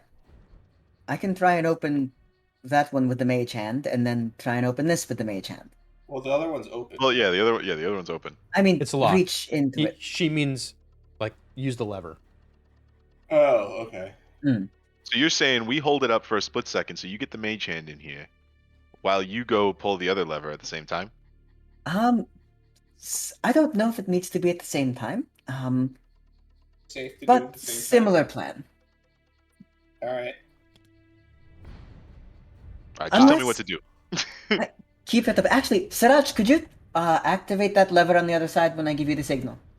Yeah, making my way there now. Make him away. Take my way there now. I thought you were going to do the stutter version. That's okay. All right, ready. Keep it open. And as soon as they crack it open again, I'm going to have the mage hand go in, pull the lever. Now! Okay. You pull the lever, and you hear the wall in front of you starts to shake. Starts to separate. Dust flies as the wall. Each half is pulled back, one to the left side of the wall and one to the right, revealing the next chamber. All right, let's hope there's not something behind that. And I will lower this. The wall splits, but you can't go on the sides there, so just be mindful. Okay. So the wall splits open, and you can see now another chamber. Dust and stale air kind of fills the air. Like, this chamber hasn't been opened in God knows how long. It is completely dark, other than the hole. If you remember, on the surface level, the obelisk was sticking out. This is the cave-in part. So there is some sunlight. It's obscured heavily by the obelisk and the hanging rocks. So the chamber is fairly dark, especially on the perimeter. But you see here all sorts of broken columns, broken-in ceilings. Ow. But you also see a very intricate carvings on the not only the floor, the stairs, the columns themselves. This chamber is very, very much more thought. A lot more thought has gone into the design of this chamber than the one that you were just in, and this is some sort of main chamber of sorts. But you are on the threshold here, so if you don't step any further, that is the summation of what you see. Raj, I think it's okay for you to use your light thing. I think I have that. I'll give it to him. Well, I he think had I like. confiscated it. Did I not? That makes sense. I would. You did confiscate it. And here you go, Siraj. Take your light thing back. That'll help you see. Okay. Altessa, you have that book that you were writing in at the very beginning when we met? Yes. Because I think it would help to sort of like know what we're getting ourselves into. If you have any description of what that guy told us in the infirmary. I don't think they made it in here, right? I think everyone died. Like, oh wow, there's like 4 dead bodies in this room. I think that's all of them. What were they thinking? They couldn't even make it past the first room? Yeah, so they're scrubs. That's why he hired the real people. All right. Let me see if I can find anything. Siraj says, as he makes his history check with advantage. Wow, great rolls. Okay. He says, these symbols, they don't... I've seen these before, heard of them, read them in a book. They're ancient. First ones, potentially. Jar, is there anything in here that is a magical item, alchemical object, or technological device Where? in the room that I can see? What is your radius that you can detect? No, it'll just be for a history check. So nothing is mechanical that you can see. What was the other ones? There's alchemical or magical. I mean, you wouldn't really know any of Okay. those. Shall we? Yeah, we should probably proceed very carefully. Keep You an eye on... don't booby trap just one room and leave it at that. Right. Keep an eye on anything and everything. Right. Alright, start heading in. Okay. Siraj will start taking notes of the sort of hieroglyphic-like symbols on all of the stone. It's everywhere. It's littered everywhere. Siraj, just so I understand what we were going for, it's this large obelisk that we're studying, right? Do we need to go further in, past this? There's treasure. Hold on. This obelisk made us aware of this ruins. But I think we would be remiss if we didn't go further and clear it for the archaeological team. Right, clear of danger. Good to know. All right, Siraj, don't go like anywhere we haven't been. Okay. I'll just look at the wall for now, and he'll start studying and writing things in his notebook. If you can read any of that, tell us what it says. Oh, I wish. Just copying symbols, trying to decipher language. And he will... Not yet, but he will eventually cast Detect Languages. Actually, I can also probably help with that. Comprehend language. Siraj. Save your abilities for the danger. I'll let you know if I need help. All right. I will begin. Start looking around. Proceed slowly. Cautiously, keeping an eye out for anything that seems out of the ordinary. All right, so Yes. Perception you can do investigation, you can do Arcana, whatever you guys want. But I'll one go of you needs to make one investigation. check alone. I will go perception. Do Arcana because I actually have a very. good You know what? bonus to Arcana's probably better for me. Yeah, Arcana's definitely better for me. 24 Wait, well, perception. hold on. I don't want to metagame too much. Your investigation might be better than mine. My fine. investigation. Yeah, go ahead. Just do old-fashioned rollies too. Old-fashioned rollies. Roll for it. I'm proficient in Arcana, but not investigation. If that gives you any hint. Likewise, but I am maxed out on intelligence, so my investigation's probably fine. So, well, Yeah. after a brief discussion of who's going to Sure, look at that's stuff, after a brief in-character discussion, listen, I'm looking at this match. What? Hold on, I spent a lot of time around magical items. I think I can handle this. All right. All right, just let me know if we need any assistance, and Altessa will do investigation. Meanwhile, Gino's just looking. All right, Perception. Gino? Yo, that 20. Nice. What'd you get, Gino? 24 perception. And then I got a 21 investigation. Wow, you guys killed it. That's 25 for me. Let's go. Okay. So, you guys step into the chamber. As you see step everything. Fucking I'll- everything. We know. I'll we know it start- all. in, I'll start with the perception check with Gino. Gino, looking around this room, you can smell kind of this very stale air. It's not damp or moist. It just smells of general, like, kind of rot almost. And like just earth. It's very strange, but you'd expect it to be in a situation like this where just air is encapsulated in a chamber for centuries. Very dank. Although I guess it wouldn't be because it's leaving through the the ceiling too. Besides that, it's still very pungent. That's how strong it is, despite the open air. But looking around, you can see in front of you is a broken piece of ceiling fallen down. The interesting bits of the chamber, you notice there are portions of the chamber, especially to like right and left of you, where you can probably light some torches to give you some more light. That will help you a little bit better. But using your dark vision, you see on the left side, sort of where my cursor is over here, there is a collapsed tunnel. That's sort of the cave-in of rock. But you notice underneath, just poking out barely, is a grate of some kind. Like an iron grate on the floor that's just barely poking out. Looks like it's covered mostly by the cave-in. And on the right side is a similar story, although this one has a little bit more of the grate sticking out, this iron grate. There's platforms in the back where columns have broken with the cave-in. The center is this obelisk, which strangely doesn't fit the room. This room wasn't designed around an obelisk at all. You can see that part of the reason why perhaps most of this damage has occurred is from the obelisk itself, which is very strange. Despite that, you see a very familiar looking like stone wall on the back, very far end of the chamber.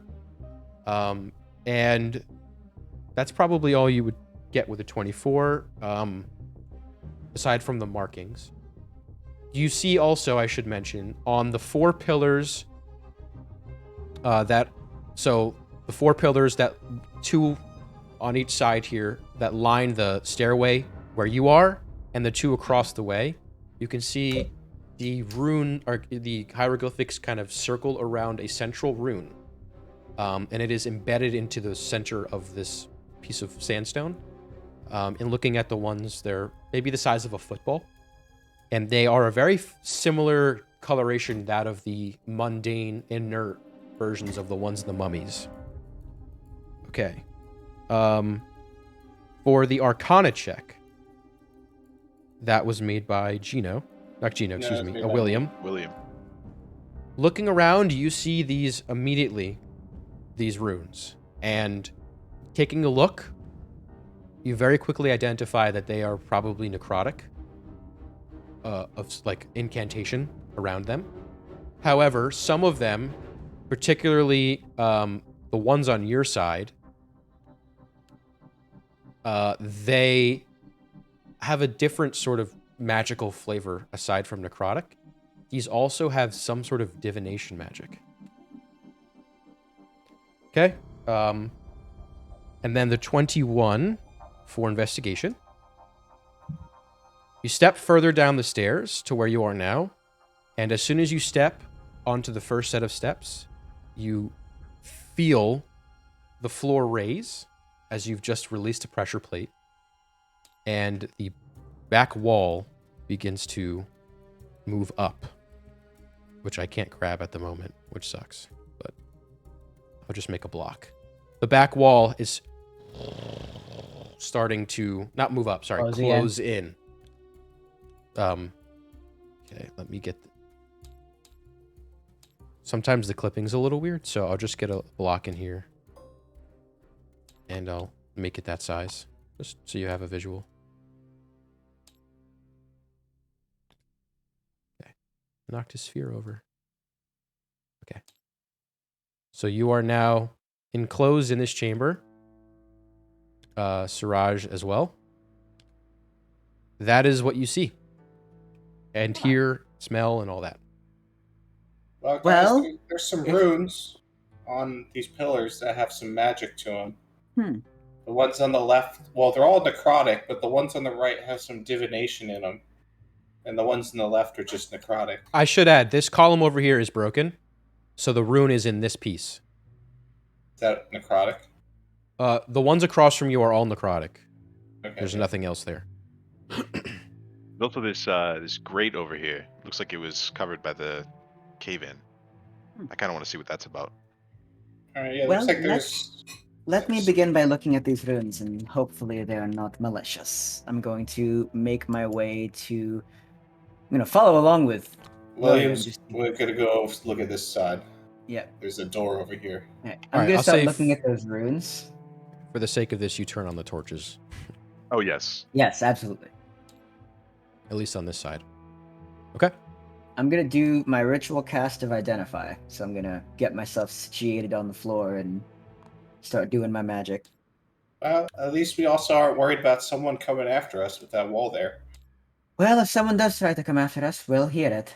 Yeah, we'll definitely know. Luca let me know as well. Oh yeah, that's true. How are they doing?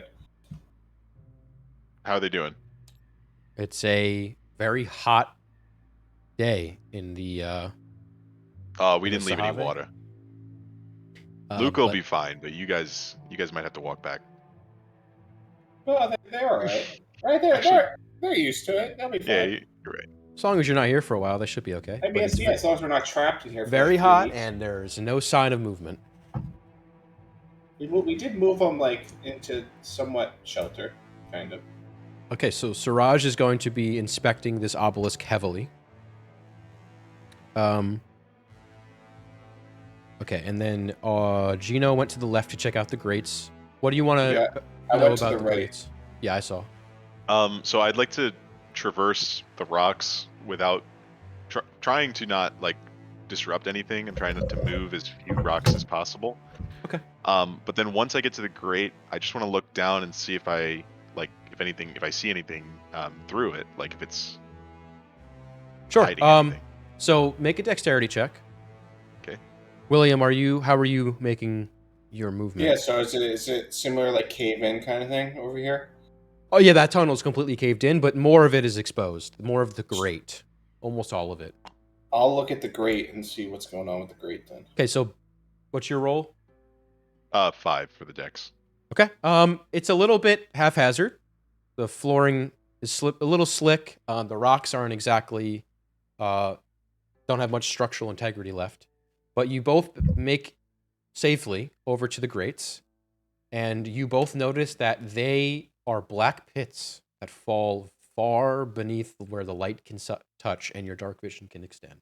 All right, guys. I think there's like these grates over here, are like bottomless pits. Be I careful. do have dark vision of 120 feet. If that changes anything, the usual is like 60.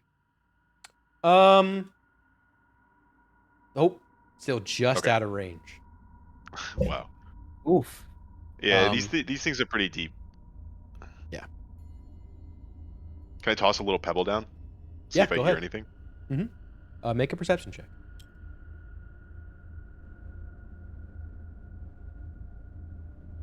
It's 15. Okay, that's just enough. You hear it.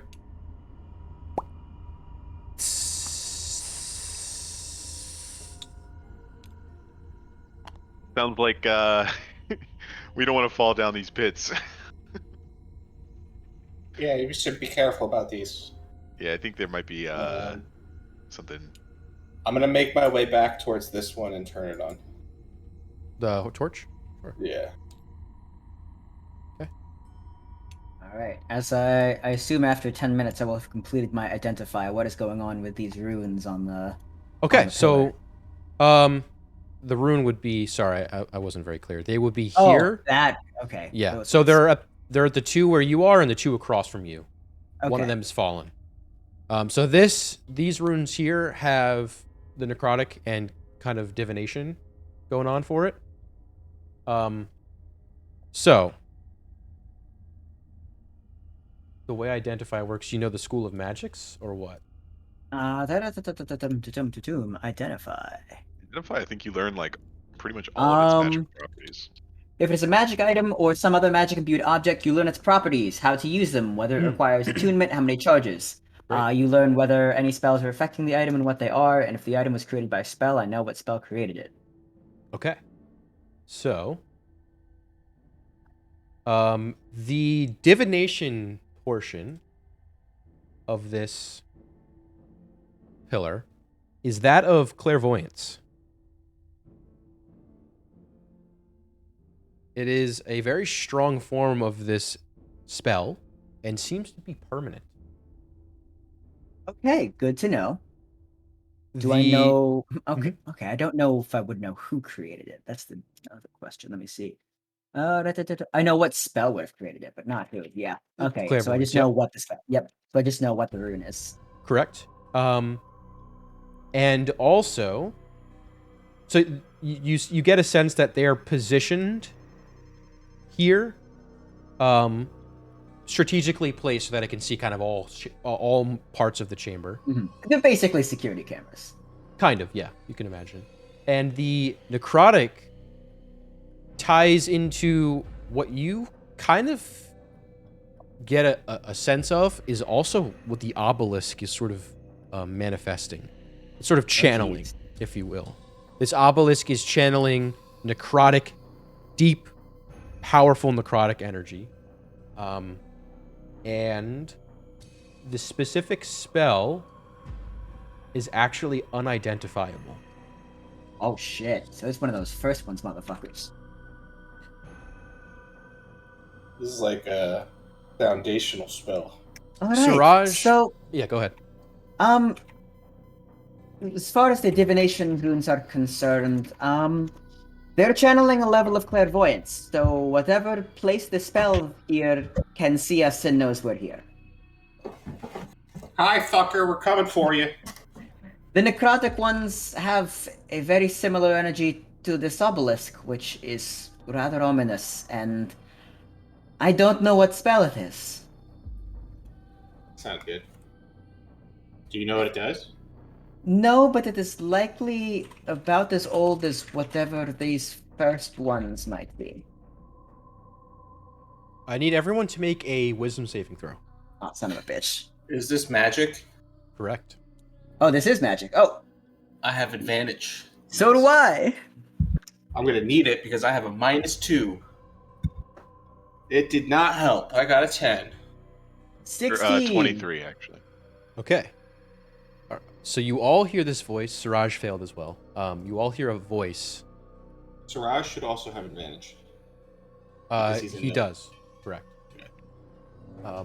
You all hear a voice in your mind. Who comes to my chambers? Leave. Those of you that failed, which is everyone under a 16, I'm good. you all take 9 points of psychic damage. Ooh. Hey, fucker, get out of my head. As this voice rattles inside your mind, echoing into your mind's chambers, the deep crevices. You all notice that as the damage is taken and as this voice leaves, you feel like your mind has been poked and prodded at. Like some of the thoughts and memories you may have been made visible to whatever source of the voice. Knowing that he's being watched, Gino would like to cast Disguise Self and make himself look like Dolger Bouldergut. Okay. Interesting. I am okay with that decision. You would have seen him at least once if you lived in Rizzozan for a while. Yep. Okay. You morph into a...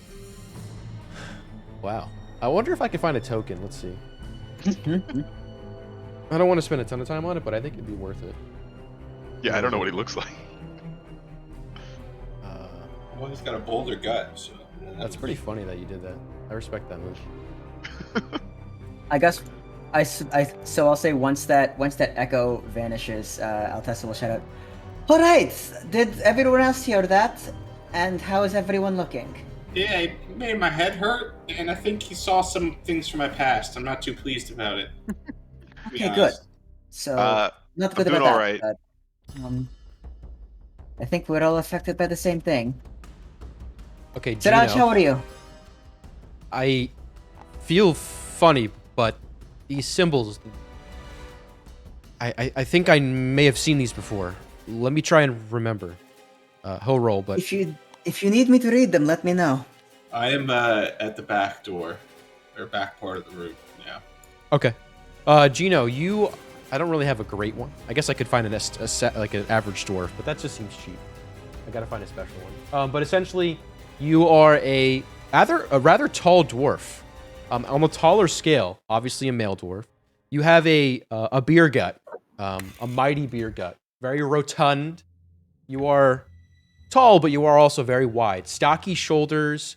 You would have seen him wearing He has a blue sort of a button up underneath that. He has a like a muscle tee kind of thing, with like a like a very textured one. You know what I'm talking about, like one of those wife beaters, the textured wife beaters. Like a yeah. Sweat stains everywhere, profusely sweating. Jesus. You have a nice, luscious beard that you have maybe about an inch that you've shaved very nicely. Deep, dark brown hair kind of comes up. You have a mustache that fades into it. And then you have super thick sideburns. Super thick. That go up into a sort of front spiked brown hair. And you have black trousers with nice boots. That is our friend Mr. Bouldergut. Okay. With a natural 19 for a very high history check, our friend Siraj here finally shows his use, and he says, these symbols are ancient, obviously, but they're not as old as the hieroglyphic-like symbols around it. This is new, and I think we may be facing some sort of lich, maybe, that has taken these ruins and the treasure as their own. Well, that's kind of makes sense with all the Good to necrotic and undead people, I guess. What makes you say that, Siraj? These symbols are a very specific religious symbol. And he will share with you that they are of Vecna. oh God. Is that in character? I don't know what Vecna is. I don't know if Gino. Hey, that's He new. is a deity of chaos. All right, good to know. We might be a little in over our heads. Nah, we got this. What's strange, though, is it's also familiar symbols of Zahir. Which one's that? He's the cloak serpent. He's basically the god of poisons, assassins, darkness. Oh, okay, so that's not snakes. good either. Oftentimes, the Yanti worship Zahir. Well, sir, I'm gonna come right up to Siraj now. Siraj, the only deity worth worshiping is Asmodeus. Am I right? And I'll nudge you. Yeah. Hmm. He'll turn from you and write in his notebook. He's kind of scared a little bit. Do I see anything at this back? Oh, I'm sorry. So you are over here. You see a very similar looking door, kind of the two slabs coming together, interlocked. Which square? You're in here, right? Yeah. Okay. You see before you, just rubble amongst the rubble, cobwebs. That's really it. Hey guys, it looks like we got a similar door back here. So maybe some levers or something to open it. Well, let's take a look then. That'd be pretty lazy. That would be if it pretty was lazy. the same mechanic. I mean, it could be a button. I don't know. Maybe we have to drop something down both of these chutes at the same time. Can we try that, just in case? Yeah, what are we dropping? Sure. Where are we dropping? Just take a pebble. I'll count us down. Okay. You got a pebble? Yeah. All right, I got one. There's plenty of pebbles around. All right, 3, 2, 1, drop. Drop.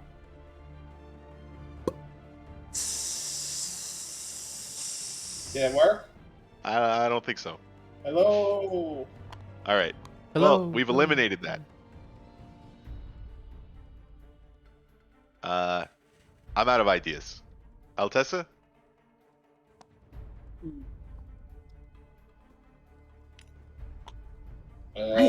Nothing off the top of my head, but we can continue to explore. I'm going to Mage Hand again, and I'm gonna have it start pulling at the torches. She's gonna try that old Okay. ruin trope. Okay. So you pull the torch on the right. Yes. It pulls down. You hear a, and then, and a sounds like something is moving. Okay. Is the Shit, torch what? coming back Do up? I feel anything moving? Nope. The Do I need to torch run? is staying affixed. All in right. the down She's gonna position. take the Mage Hand over to the next one. Okay, very similar noise. You hear the final. Hearing shifting, Okay, Gina's gonna move let's- back here to what he feels like is Yeah, probably safer. let's all group up. I'm going to have the hand Yeah. deal with this. I'll The Mage move Hand will back. go and pull down the last 2 torches. Okay. On the final torch, you hear the shifting stop. The wall hasn't opened. The ground beneath you starts to vibrate violently. Okay, that is not what I Garage, back up. expected. A pillar falls. Oh Here and god. kind of breaks. I need you to make a deck save, Gino.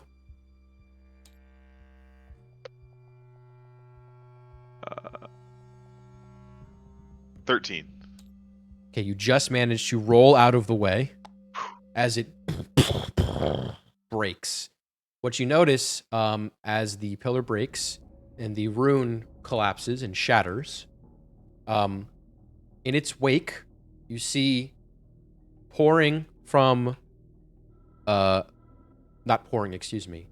You are lowering, like sinking down as a platform, like lowering very slowly.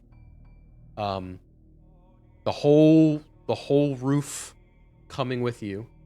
The pillars, sorry, basically the pillars are like very, very tall and you are sinking and the pillars are still there. The roof staying up there So the floor is is sinking. sinking rapidly. About 5 feet every round. Roll initiative. Just so we have a round. Oh god. Okay, I have set a timer to 30 seconds, which is going to be 5 rounds. You have 5 rounds to figure out a way out of this, or God knows what will happen. All right, who, Okay. 25 to 20? 27. Okay, William is at the top. I'll change the got music. that last time. 19 to 15. 17. 16.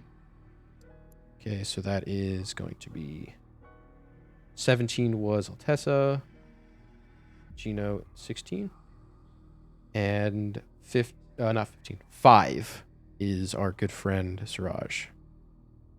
Okay, I will change the music. This is good music, but it's not the correct music now. Oh dear. Wouldn't be a dungeon without its traps. So it's just the floor sinking and everything else is staying the same height. Yeah, I mean, everything that's on the floor that isn't free floating, or that is free floating rather, is sinking with you. The only things that aren't are the columns that are affixed vertically, and as you lower, you see more sections of column. So top of the round, we have William. You hear, as you've already dropped 5 feet, slowly but surely falling down. So what does the base of this column that fell look like? There's more column. Oh, okay, so it's just more column underneath it. Guys, what are we doing? How are we getting out of here? Your guess is as good as mine. I guess I'm gonna. Alright, well, I have movement, so. I'm gonna move to 25. Do I see anything now with like these grates as we're starting to fall? Okay, so the collapsed-in tunnel that was there is moving along with this platform as it lowers, and it's starting to just get to the point where maybe in the next 5 or so feet you'll be able to see over the rubble, and actually no, you wouldn't because it's just solid wall. Yeah, so you're starting to see there's just solid wall where the rubble was left. Does that make sense? Okay. So you and the rubble are sinking, and there's a solid wall but you see there's an opening. You probably can't get to it now, but that was where the tunnel is. However, looking down at the grates, you notice that those are probably there to let whatever is at the bottom of this pool in. Check the other side. See if the tunnel there is open enough for us to get through. I guess I shout out. Okay. Make a perception check. I don't think you. Where are you, Siraj? Oh, whoops! I moved Siraj. Okay, I was confused. We're both gnomes. Perception check. Nice. That's a good roll. 19. Okay. You notice the floor, the runes, not the runes, the hieroglyphics are sectioned in very specific locations, almost as though they're kind of leading you as like a foot trail, perhaps. Regardless, you are immediately brought, following the trail, not only to like the obelisk, but really to the column where the rune is. So the trail wants us to go to the column where the rune is? It may not be a foot trail per se, but there's something to do with the rune in the column. It's sort of all of the hieroglyphics that surround the chamber lead up to the column. This column right here that fell? Well, really, all the columns. And there's something going on with the columns. Okay, is that your turn?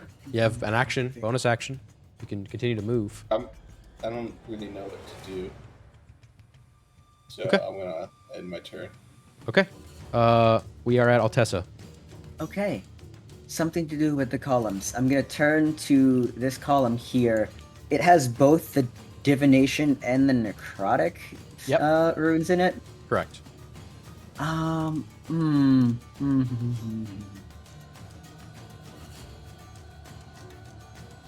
don't. The only necrotic thing I can burn is like. I don't know if this will target it. I will give it a weird try. Go ahead. I'm going to attempt to cast Toll the Dead on the necrotic rune. Okay. So. Okay. I have no idea if it's going to do anything. Altessa's idea is hit the runes with their same. Yeah. Go ahead and roll a d12. Okay. Damage. 5. Okay. You cast this dark spell, and the energy emanates into the rune, and it glows very faintly. That kind of purplish glow. Hey, if you got anything necrotic, I don't. Altessa's going to grab one of the soul gems out of her bag, and she's gonna like shove it against the rune just to see if anything happens after that. So you shove it in.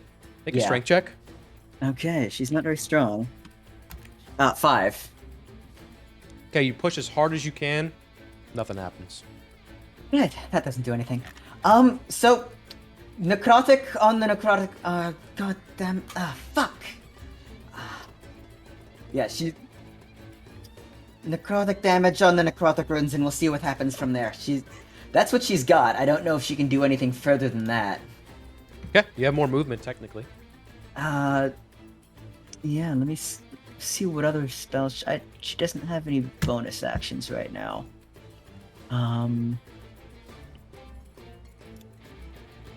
Yeah, no, that's gonna be it from her. She's gonna stay focused on this pillar here. Okay, Gino. Gino has no necrotic magic, surprisingly. So he is kind of at a loss. The affected. So which pillar did? I'm sorry. Can you map out which pillars are necrotic and which? So I will draw in white here, or I'll do purple. In purple are the necrotic and the divination.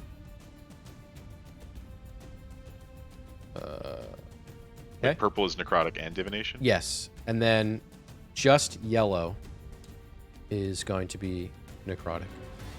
Sure. Why not? So all pillars have necrotic and these two also have divination. Yes, those are the only two with different magic. And the other pillars are mundane. They do not have any runes. The non-marked pillars. Okay.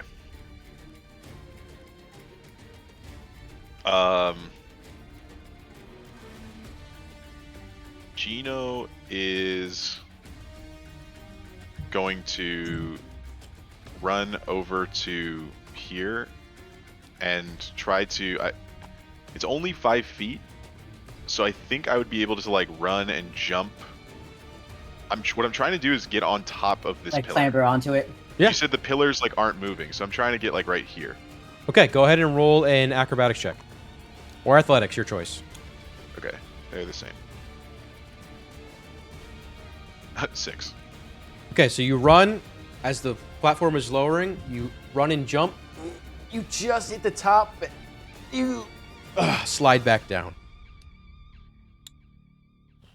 In frustration, Gino will lash out and cast Eldritch Blast on the yellow rune right there. Okay. You don't need to roll for that, right? It just does it hit? Or you do? No, I do need to aim it. Yeah. Okay, go ahead and roll. Oh my God, 11. That will hit. Yeah. Okay. And I will do 5. Oh, actually, I get 2 bolts. Oh, whoa, yeah, 2 bolts. Oh, I forgot about that. Yeah, you get 2 of them. Okay, so the first bolt does 5 damage to this yellow pillar. Okay, I'll make the second one go Go there. ahead. Do I roll separately, or do I roll separately for each bolt? Yes. Yeah. Okay. The second bolt is another 11, That will hit. and that's 8 damage to this one. Okay. Awesome. Great. I don't know So- if damage is good or bad. You shoot these beams of energy, force energy, and as they hit the runes, they immediately get absorbed into it and they glow faintly. The one that you shot for 8 damage glows just a little bit brighter than the other one. All right. Necrotic only. It doesn't seem like anything What? else does anything else. Hold on, the other one's fainted or glowed No. too, right? Those are force, yeah. Eldritch Blast is That works. force damage. Well, it's it's force. Yeah, Eldritch Blast is force damage. And they both lit up. The other one Is that is a good lit. I don't know if lighting up is good. I thought that Who was knows? bad. But the necrotic lit mine, the other one. mine was glowing, so maybe it's good. Yeah, Okay. necrotic on necrotic to glowing. Which ones did you hit again? The yellow ones. The The 2 yellow ones? Okay. And the one on the right you hit for 8 damage. That one glows a little brighter than the one on the left, which you hit for 5. Maybe we need to do more damage to him. I don't know. Okay, is that your turn? Yeah. Okay, Siraj will spend his turn casting Comprehend Languages. I don't know why I rolled. He looks at the hieroglyphics that lead up to the pillars. He'll say, I can't quite make out all of it, but it seems like it wants a sacrifice of power. It's a test of some kind. Only wants those some- that are powerful enough can pass. It All right. was... Well, What? I imagine it's talking about magical power. Probably. I'll make an intelligence check for him. I think it wants you to charge the runes. All right. Siraj really doesn't have anything that will charge it. Most of his stuff is just self. Okay, yeah. I'll keep looking, though, until follow the trail. Okay, we are up to William. 5 or more rounds. Or 4 more rounds. okay. Well, in that case, so I'm going to shoot one of my crossbow Okay, at the rune that's in front of me, sure. and I'll sharpshooter it. Why not? That is a 15, That will hit. and that is 14 damage. Is it magic-based? So here's the thing. Is your crossbow magical? Hold on. I have as a feature magic arrow. It says whenever you fire a non-magical arrow You can make it magical for the purpose of overcoming resistance and immunity. Okay. But the magic fades from the arrow on a hit or miss. So I'll leave that. That's why I'm firing one to like test to see if it works. Okay, so it shoots in. It doesn't seem like the effect on the rune is proportional to the damage you've dealt, but it does glow a little bit brighter. Well, that's better than nothing. That's about all I got. So I'm gonna keep firing at it. So Okay. I'm gonna fire 2 more times at it. Okay, go ahead. Which one? Yo, nat 20. This one on the right here. Yeah, I'm shooting the one right in front of me. Nat 20 is nice. 13, 23. Okay. Glows a little bit brighter. And then my last one is a 7. That will miss. So you missed the rune itself. Okay. Oh, I can draw the rune. Can you see the purple dot? I see the purple dot. Yeah. Okay. It's going crazy, going stupid. I'll just draw the little purple dots. I mean, is that powered up or that's the rune? That's just the rune, yeah. These are the runes. Got it. I'm just drawing them so you can see them. Okay. With the second shot there, you shoots. And you can see now, along the floor, the runes that were leading to it in this sort of circle have started to glow. Not completely, but they've started to glow. I think it's good. Well, it's not complete yet. No, it's You not said- completed to where you are. Like, it kind of meets in the middle there. Okay, well that would assume maybe we need to light this one up to complete it, right? Potentially, yeah. All right, this one might be good, or it might need another hit or two. All right, that ends your turn. Yeah. I guess I should have done this in the beginning. I need everyone to make a deck save. Oh, deck, Jesus You've included. Christ. Just because the ground is shaking, it's kind of hard to maneuver here. Another nat 20. 19! Jesus. 21 actually. Okay, Not so bad. all of you are able to kind of brace yourselves where you're standing, including Siraj, and avoid falling prone and potentially taking some damage here. But you stay up, the ground is shaking, and things are moving violently. Altessa. Damage. Well, if shooting them is going to work, then keep doing that. I'm going to cast another Toll the Dead on the rune here. Okay, go ahead and roll your d12. It's 2d12 because it's over 5. So should I add the extra d12 because I only rolled the 1 from the first time? Yeah, absolutely. Okay. So it's going to be 23 necrotic altogether then. Okay, you watch as that's enough with the necrotic energy to fully light this room. And you see this line of pink energy meet to the center here and light up all of the hieroglyphics. All right, so this one does need a little bit more. All right, knock that one out. I'll work on this one, and I'll go I got 5, it. 10, 15, and I'll get myself ready in the next turn to prime the Okay, other one. you moved again, so make a deck save. Got it. 16. Okay, you managed to just stay on your feet. It's getting a little harder as the rounds progress, but same DC of this round. You just managed to stay on your feet and walk through, kind of bracing yourself. Okay, will that end your turn? Yes, that is my turn. Gino. All right, same 2 runes. The one that's almost done, and then the one directly in front of me. Okay, Both with Eldritch Blast. sure. The first will be for the one directly in front of me. That's a 20 through 25. That'll hit. For 6 damage, Okay.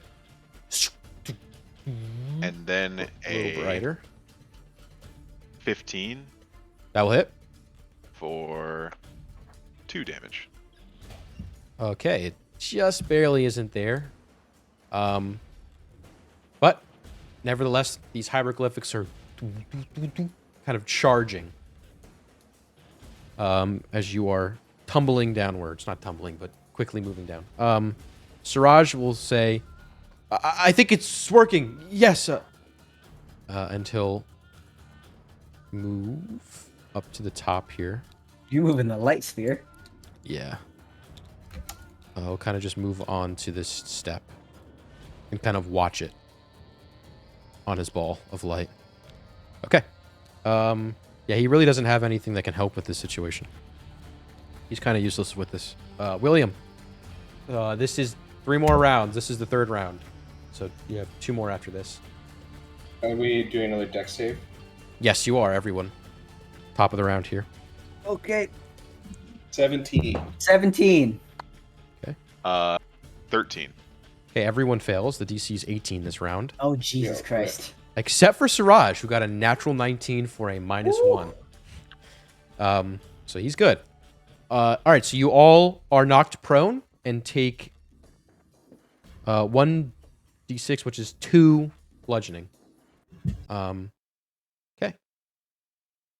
All right. Well, I guess I'll stand back up and I'll Sure. fire one more arrow. Okay, go ahead. That is, I rolled a nat 1, which would obviously miss, but I'm going to use my bonus action to do a curving shot. Okay.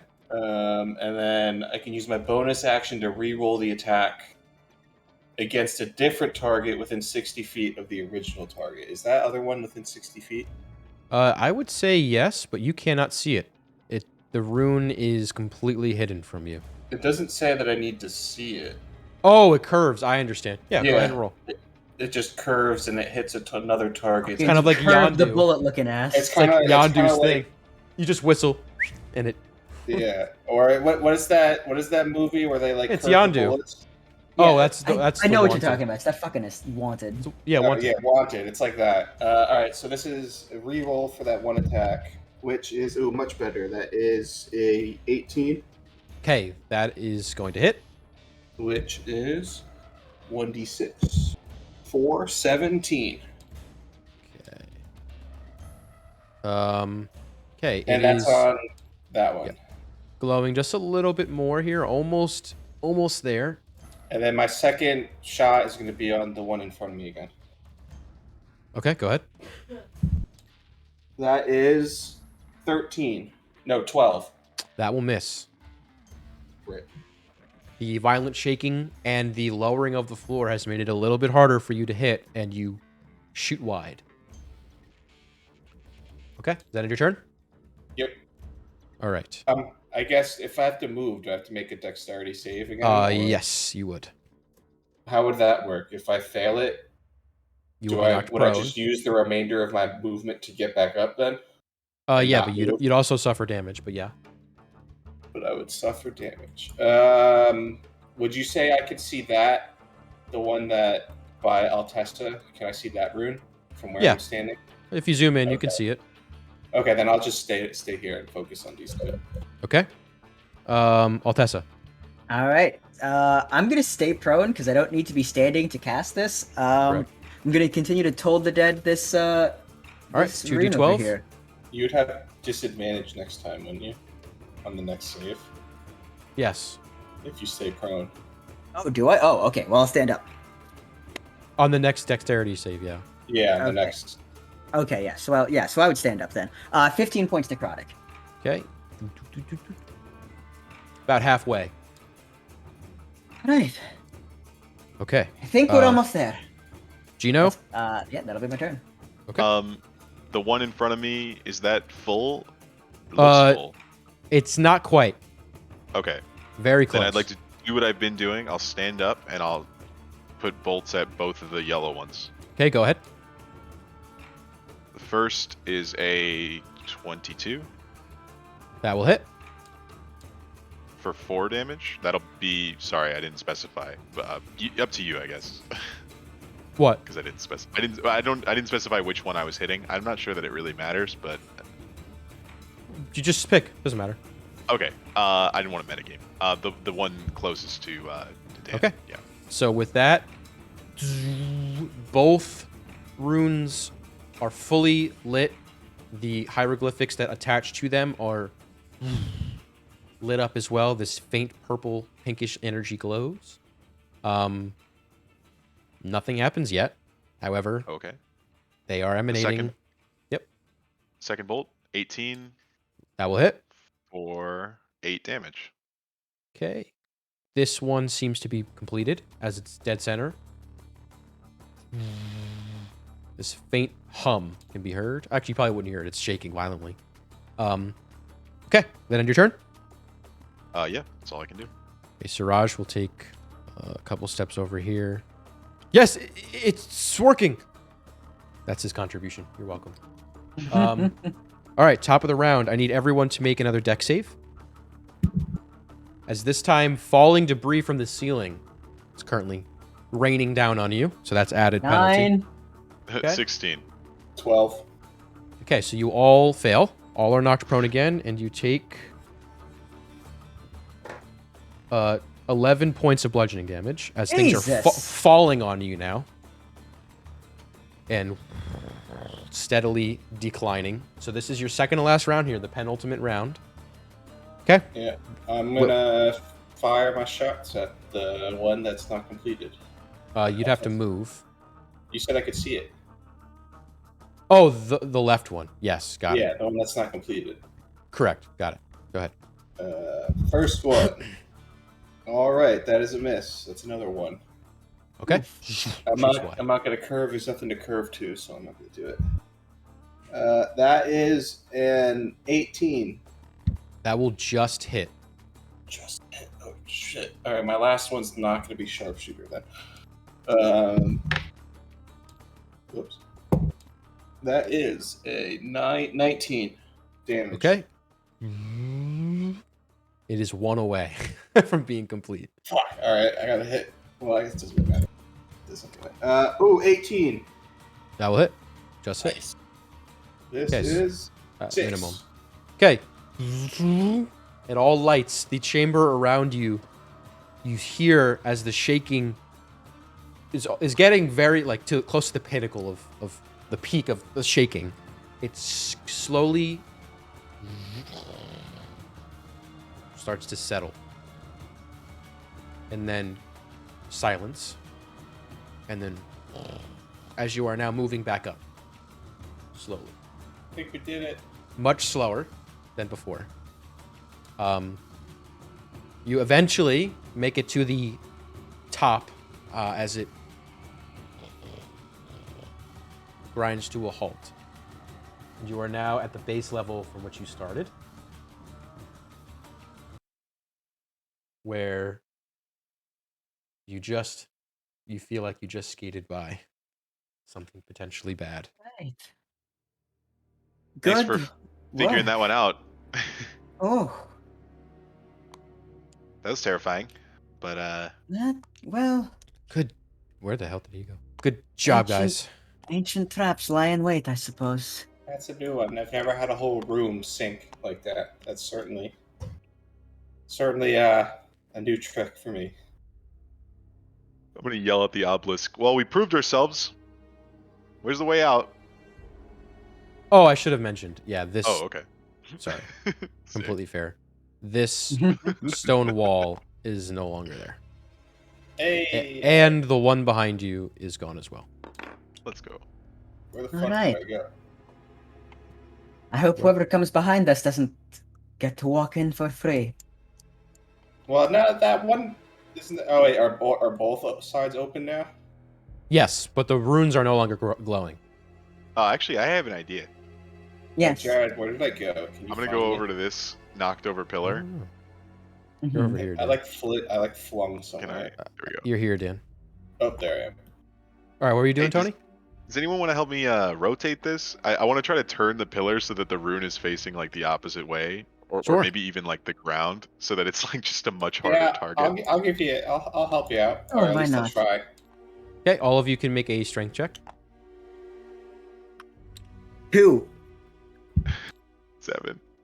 Natural 20. Let's Let's go, go! All right, most of you struggle, but William is a natural, and you all rotate the. It's all leverage, guys, and I'm column. small, so I got a lot of leverage. You've successfully rotated it. There we go. I think we don't even have to watch our backs now. But Yeah, Luca, probably you didn't gonna hear die. that. You're still watching. That's pretty good. Oop. Well, I alright. don't know. What the hell just happened? I'm not Gino, what the fuck you doing? Just blazing into the next room. You're right. While we're pressing forward, the debris took more out of me than I expected.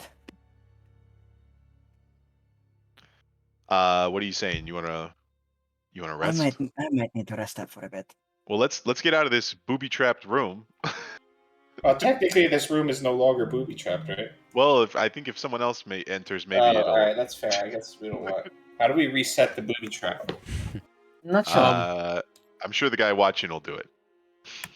One thing you guys notice as soon as you enter the threshold of this room, not quite into it, but the air here is significantly cooler despite being attached to the same chamber.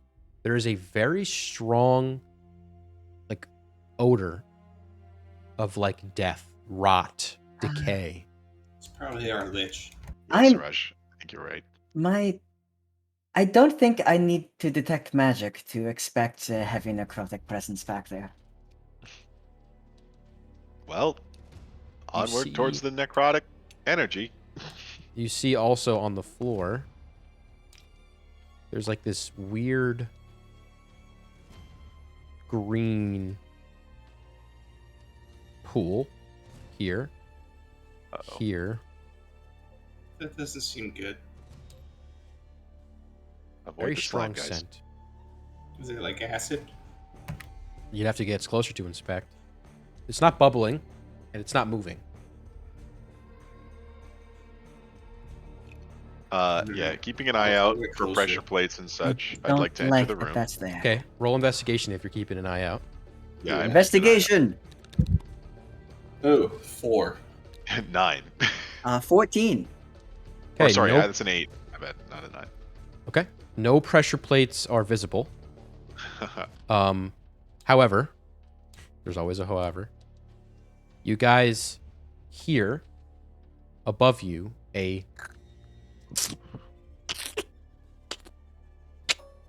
as a giant ooze Oh. falls from the Lovely. ceiling into this slime.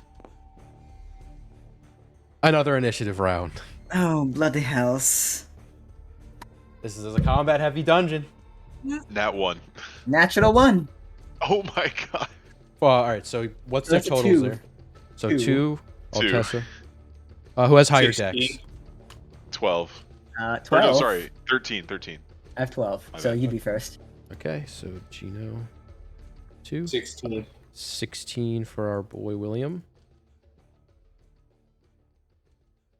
Okay. The first is actually the slime. Oh, that's not good. Rip. And I'm very close to him, too. It's just not great. Oh, but I do have my... No, I put it up. Never mind, I don't. Siraj got an 8. So higher than you guys.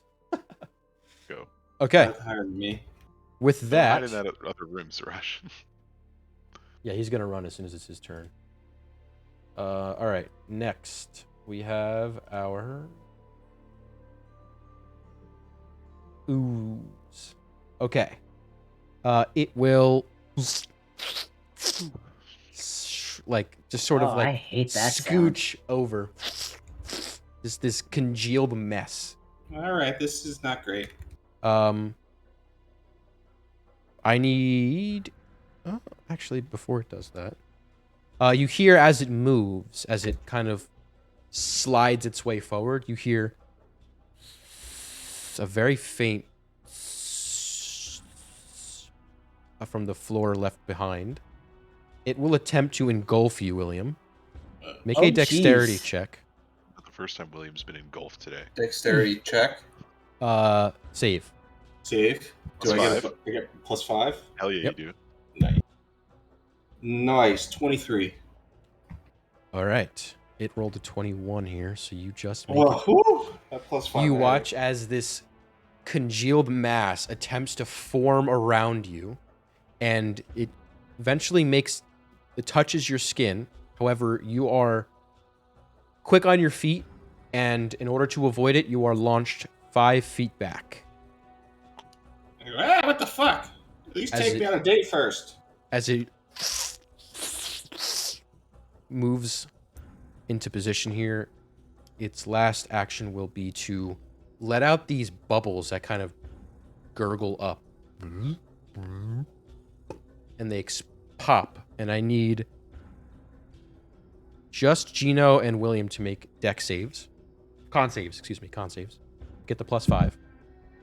Oh, that's a 30. Ew. Wow, that's crazy. 22. Hot damn. I got Wow, a you 19. guys I've rolled- never seen a I got 30 a before. +11 because of your. You guys rolled Hot really, really well. Damn. Really, really well.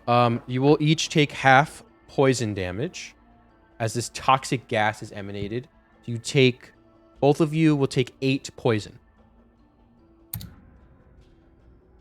That will end its turn. You say 8 poison? 8 poison. We are up to William. I'll change the music again. Okay. I am going to use my bonus action to do my second win again. Okay. Because I hurt. That is a 10. Beautiful. Max heal. That's 18. Let's go. That's what I needed right now. All right. And then I'm going to take 2 shots at it. I think because it's a giant ooze, probably low AC with sharpshooter on both. Yep. Ooh, that's a nat 20. William's popping off tonight. Let's go. Certainly need that. And then a 15. So I'm assuming the 15 hit. The 15 definitely hits. Okay, cool. So I'll roll the nat 20 first. So that is 4, 7, 17. Okay. And then the other one is a 19. All right. You watch as the arrows sink into its form.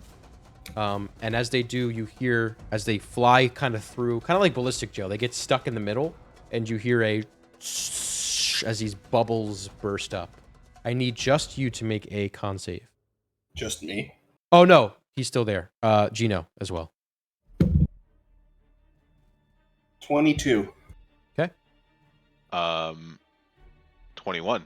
Okay, both of you pass, so you take no damage this time. But the disruption in the outer casing of whatever this gelatinous fluid is has released some of the toxic gas, but you are able to kind of hold your breath and for enough time without it becoming an issue. Does that end your turn? Am I in its like combat zone? It attacked you. But then it pushed me back 5 feet. You have a good idea that you're not, but you can't be Okay. guaranteed. All right, if it's a good idea, I'll take it. I'm gonna back up. Okay. Nothing To happens. here. Sure. Okay, Altessa. Sorry, Oh, is Siraj. it me or Gino? Yeah, Siraj, and then Siraj, then you. Then Gino, excuse me. Yep, Oh, you're right. yeah, Gino has a higher dex than you. My tracker is weird when it comes to ties. Okay. Siraj will. I'm gonna. And he'll just back up and hide behind this thing. Why is he? He's like stuck to Door me. closed. He's like stuck to me. What the hell? Where the hell? There we go. I don't know what the heck that was. You might have about. picked up the sphere with him. I don't know. Oh yeah, you're probably right. Okay, that's it. He's gonna hide behind there. That's it. Yeah, I'll say you use the vial if you need it. Okay. I just want you guys to stay on a square, right? Gino. All Yeah, right, I'll so test it it. looks like I'm 5 feet away from this ooze. Yeah, you would be considered. You were on an equal plane as distance as William. Okay, so I'm gonna take a step back. Okay. Actually 2 steps back. And just to test the waters, I want to see what happens. I'm gonna take out one of my javelins that I have, and I'm gonna throw it at the ooze. Okay, go ahead. That is a 17 to hit Sure. for 9 damage. Wow, that is max damage. Okay, you launch it. It gets caught about 3/4 of the way in, and you could see it slowly dissolving, and gas pours Is out. every part of it dissolving out of curiosity, or is it just the organic parts, like the wood? Like, is the metal still in it? Yeah, You can ask would like that. Oh, if you'd like to know that, roll perception check, Gino. 19. Just the metal is dissolving. Just the metal is Just a dissolving. metal. Oh. Glad I did that. Okay. Oh, curious. As gas shoots to the ceiling. You are out of its radius, so you are not hurt. But is that end your turn? That does not. Sorry.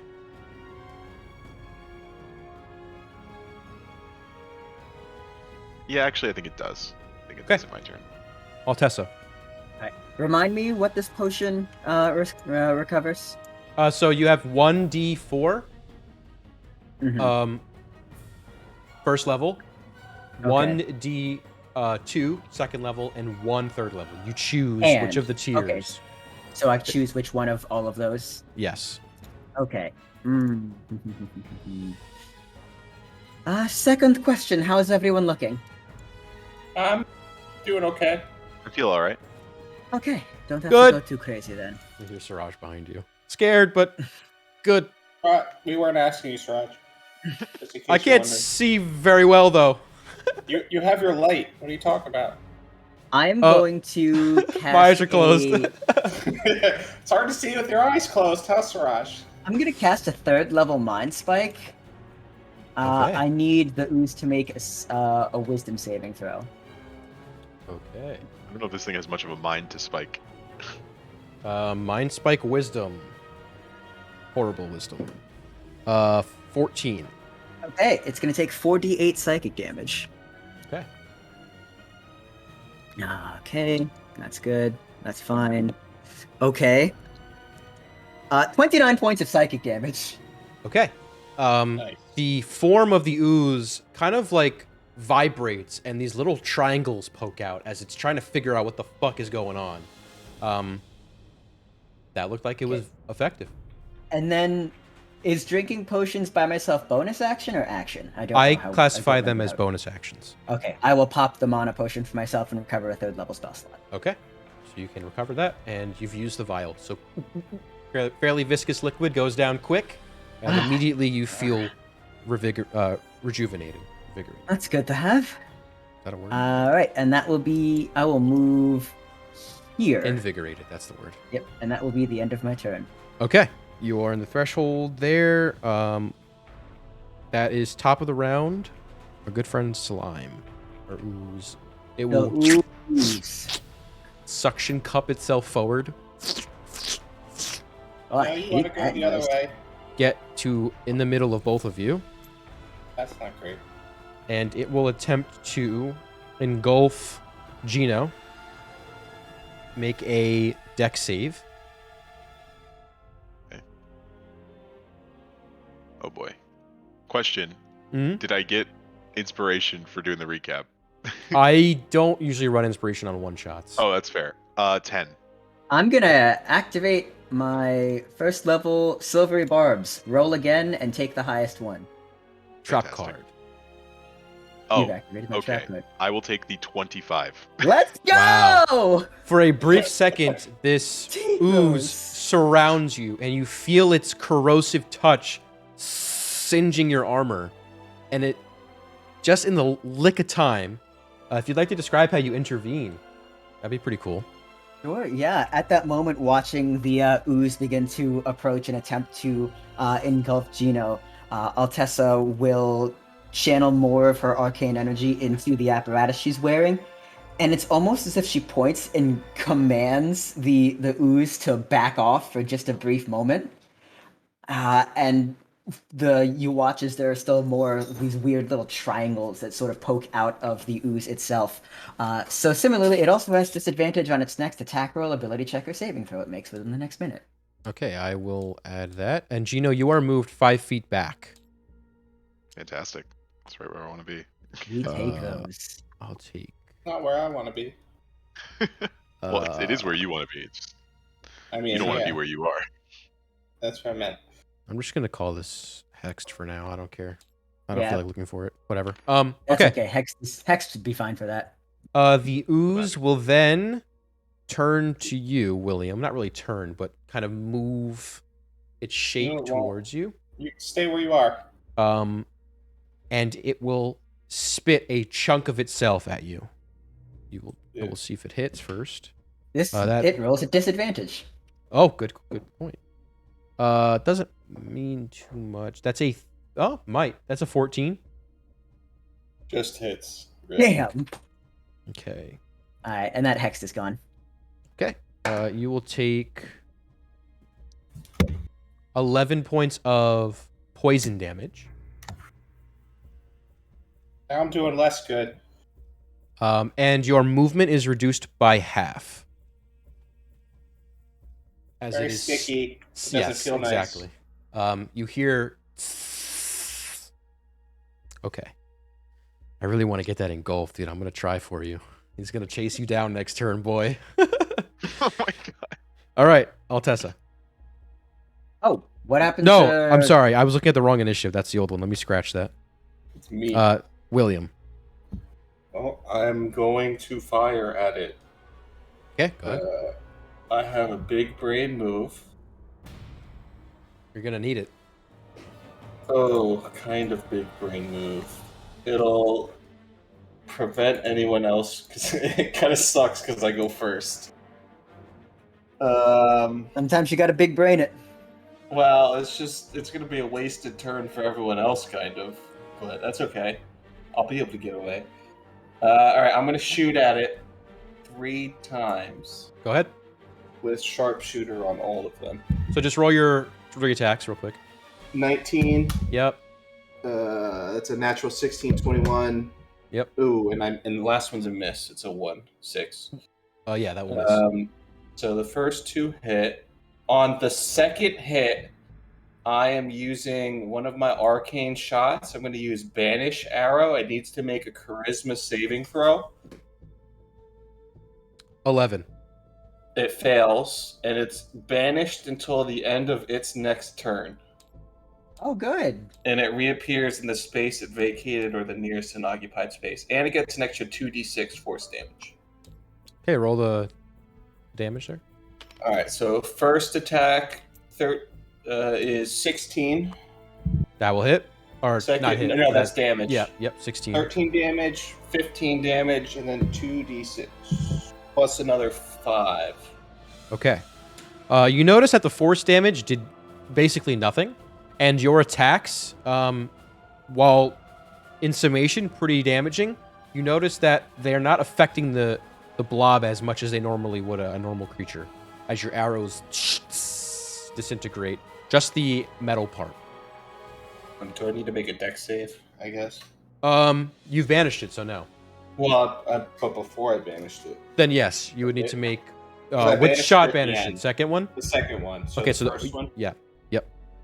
That is... Do I get the +5 or no? No, you're not in his range. That is an 11. Okay, you will take 8 points of poison. Is it like an AoE thing, or is it like a reflect back and attack thing? It's an AoE that is the result of an attack. Oh, so what's the AoE? Is it within 5 feet? It is within 5 feet of the creature. Or 10 feet, excuse me. Okay. Alright, That- and so I think that hits us then too. No, you're out. Oh, Because thank it's God. centered. It's the center. Oh, okay. It's pretty bless, much bless, anyone bless. with melee range. Gotcha. I was So worried it I was have- one tab over.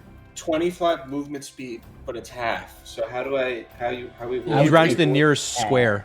And- So that would be 3. Yep. I guess. So It would be 2. It would be 2. Don't we, it's do we round up though, don't we, or do we round down? Oh no, Oh, you're we- right. We Oh always yeah, we round round up. up. Okay, yeah, Yeah. 15.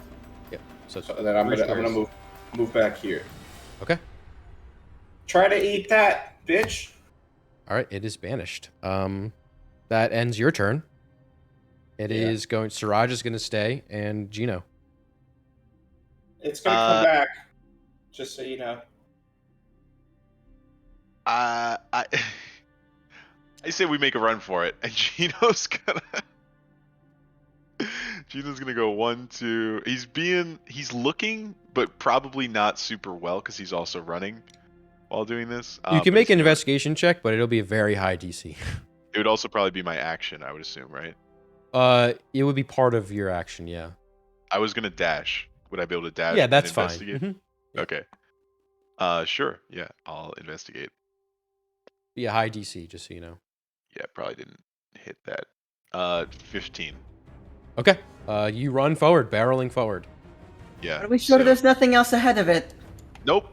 5, 10, 15, 20, 25, 30, 35, 40, 45, 50, 55, Before you 60. move, you would see here another pool. Starting off, there's a blob. Okay. And then there's another one here. As soon as you get to here, you hear a... You've stepped on a pressure plate. And this Fantastic. statue will no. thrust forward its spear. Or make a deck save. 23. Okay. You will take half here. Just scaves you. That is 8 piercing. And the statue will kind of thrust forward. You hear gears turning as it comes back up, and as you step off this pressure plate, it presses back up, and you are where you've finished your turn. Guys, watch out. There's a pressure plate there. Okay, so it's not alive. That's good. That will end your turn, Gino, yeah? Yep. Altessa. Okay, I will go 5, 10, 15, 20, 25, 30.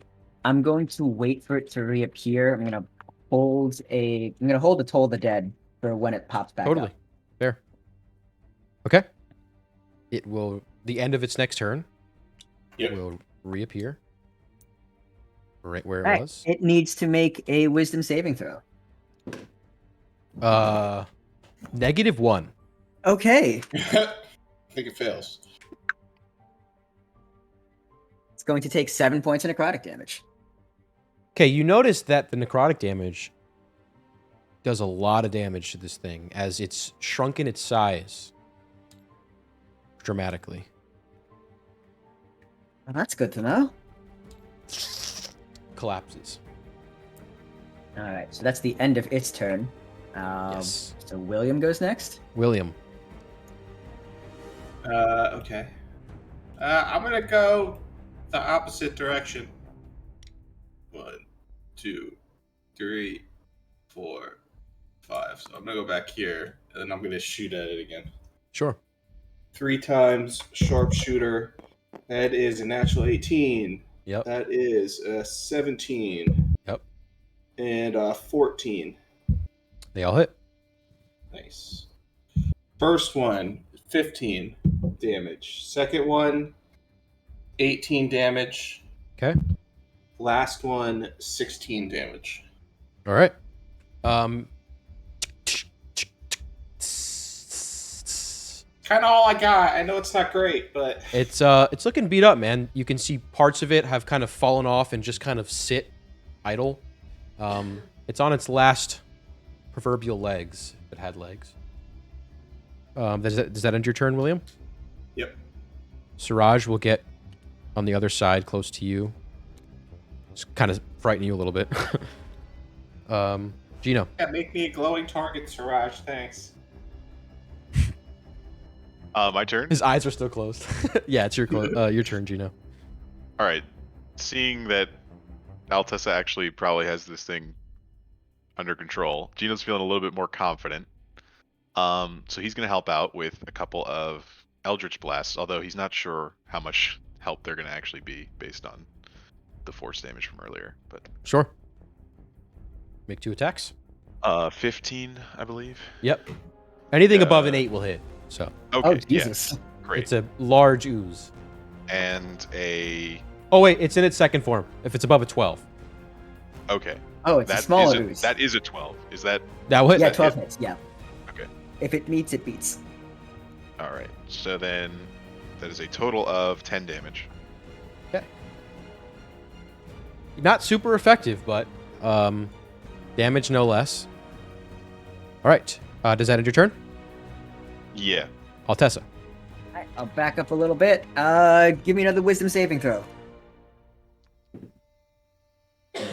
9.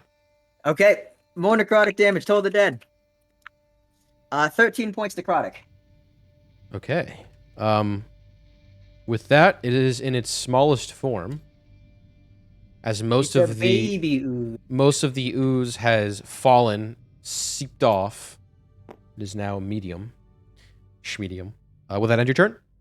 That is my turn, yes. Okay. On its last legs, in its current state, it can use its leap ability, which is kind of how What? it gets to the ceiling. It leaps across the pond. Oh, onto that's Gino. terrifying. It can leap up to 15 feet. Oh my god. That is horrifying. So it can get within melee range of you. Jesus Christ. So you see it kind of congeal into a very compact form and use its compactness to release energy and spring forward. This big kind of gross sound, and it leaps right here. It's like, all right, it's getting smaller. What the fuck? When it lands, it kind of slams like jello and wiggles back and forth. Because you are within 10 feet of it, make a dex save. Okay, dexterity saving throw. 13. Okay, that fails. Okay.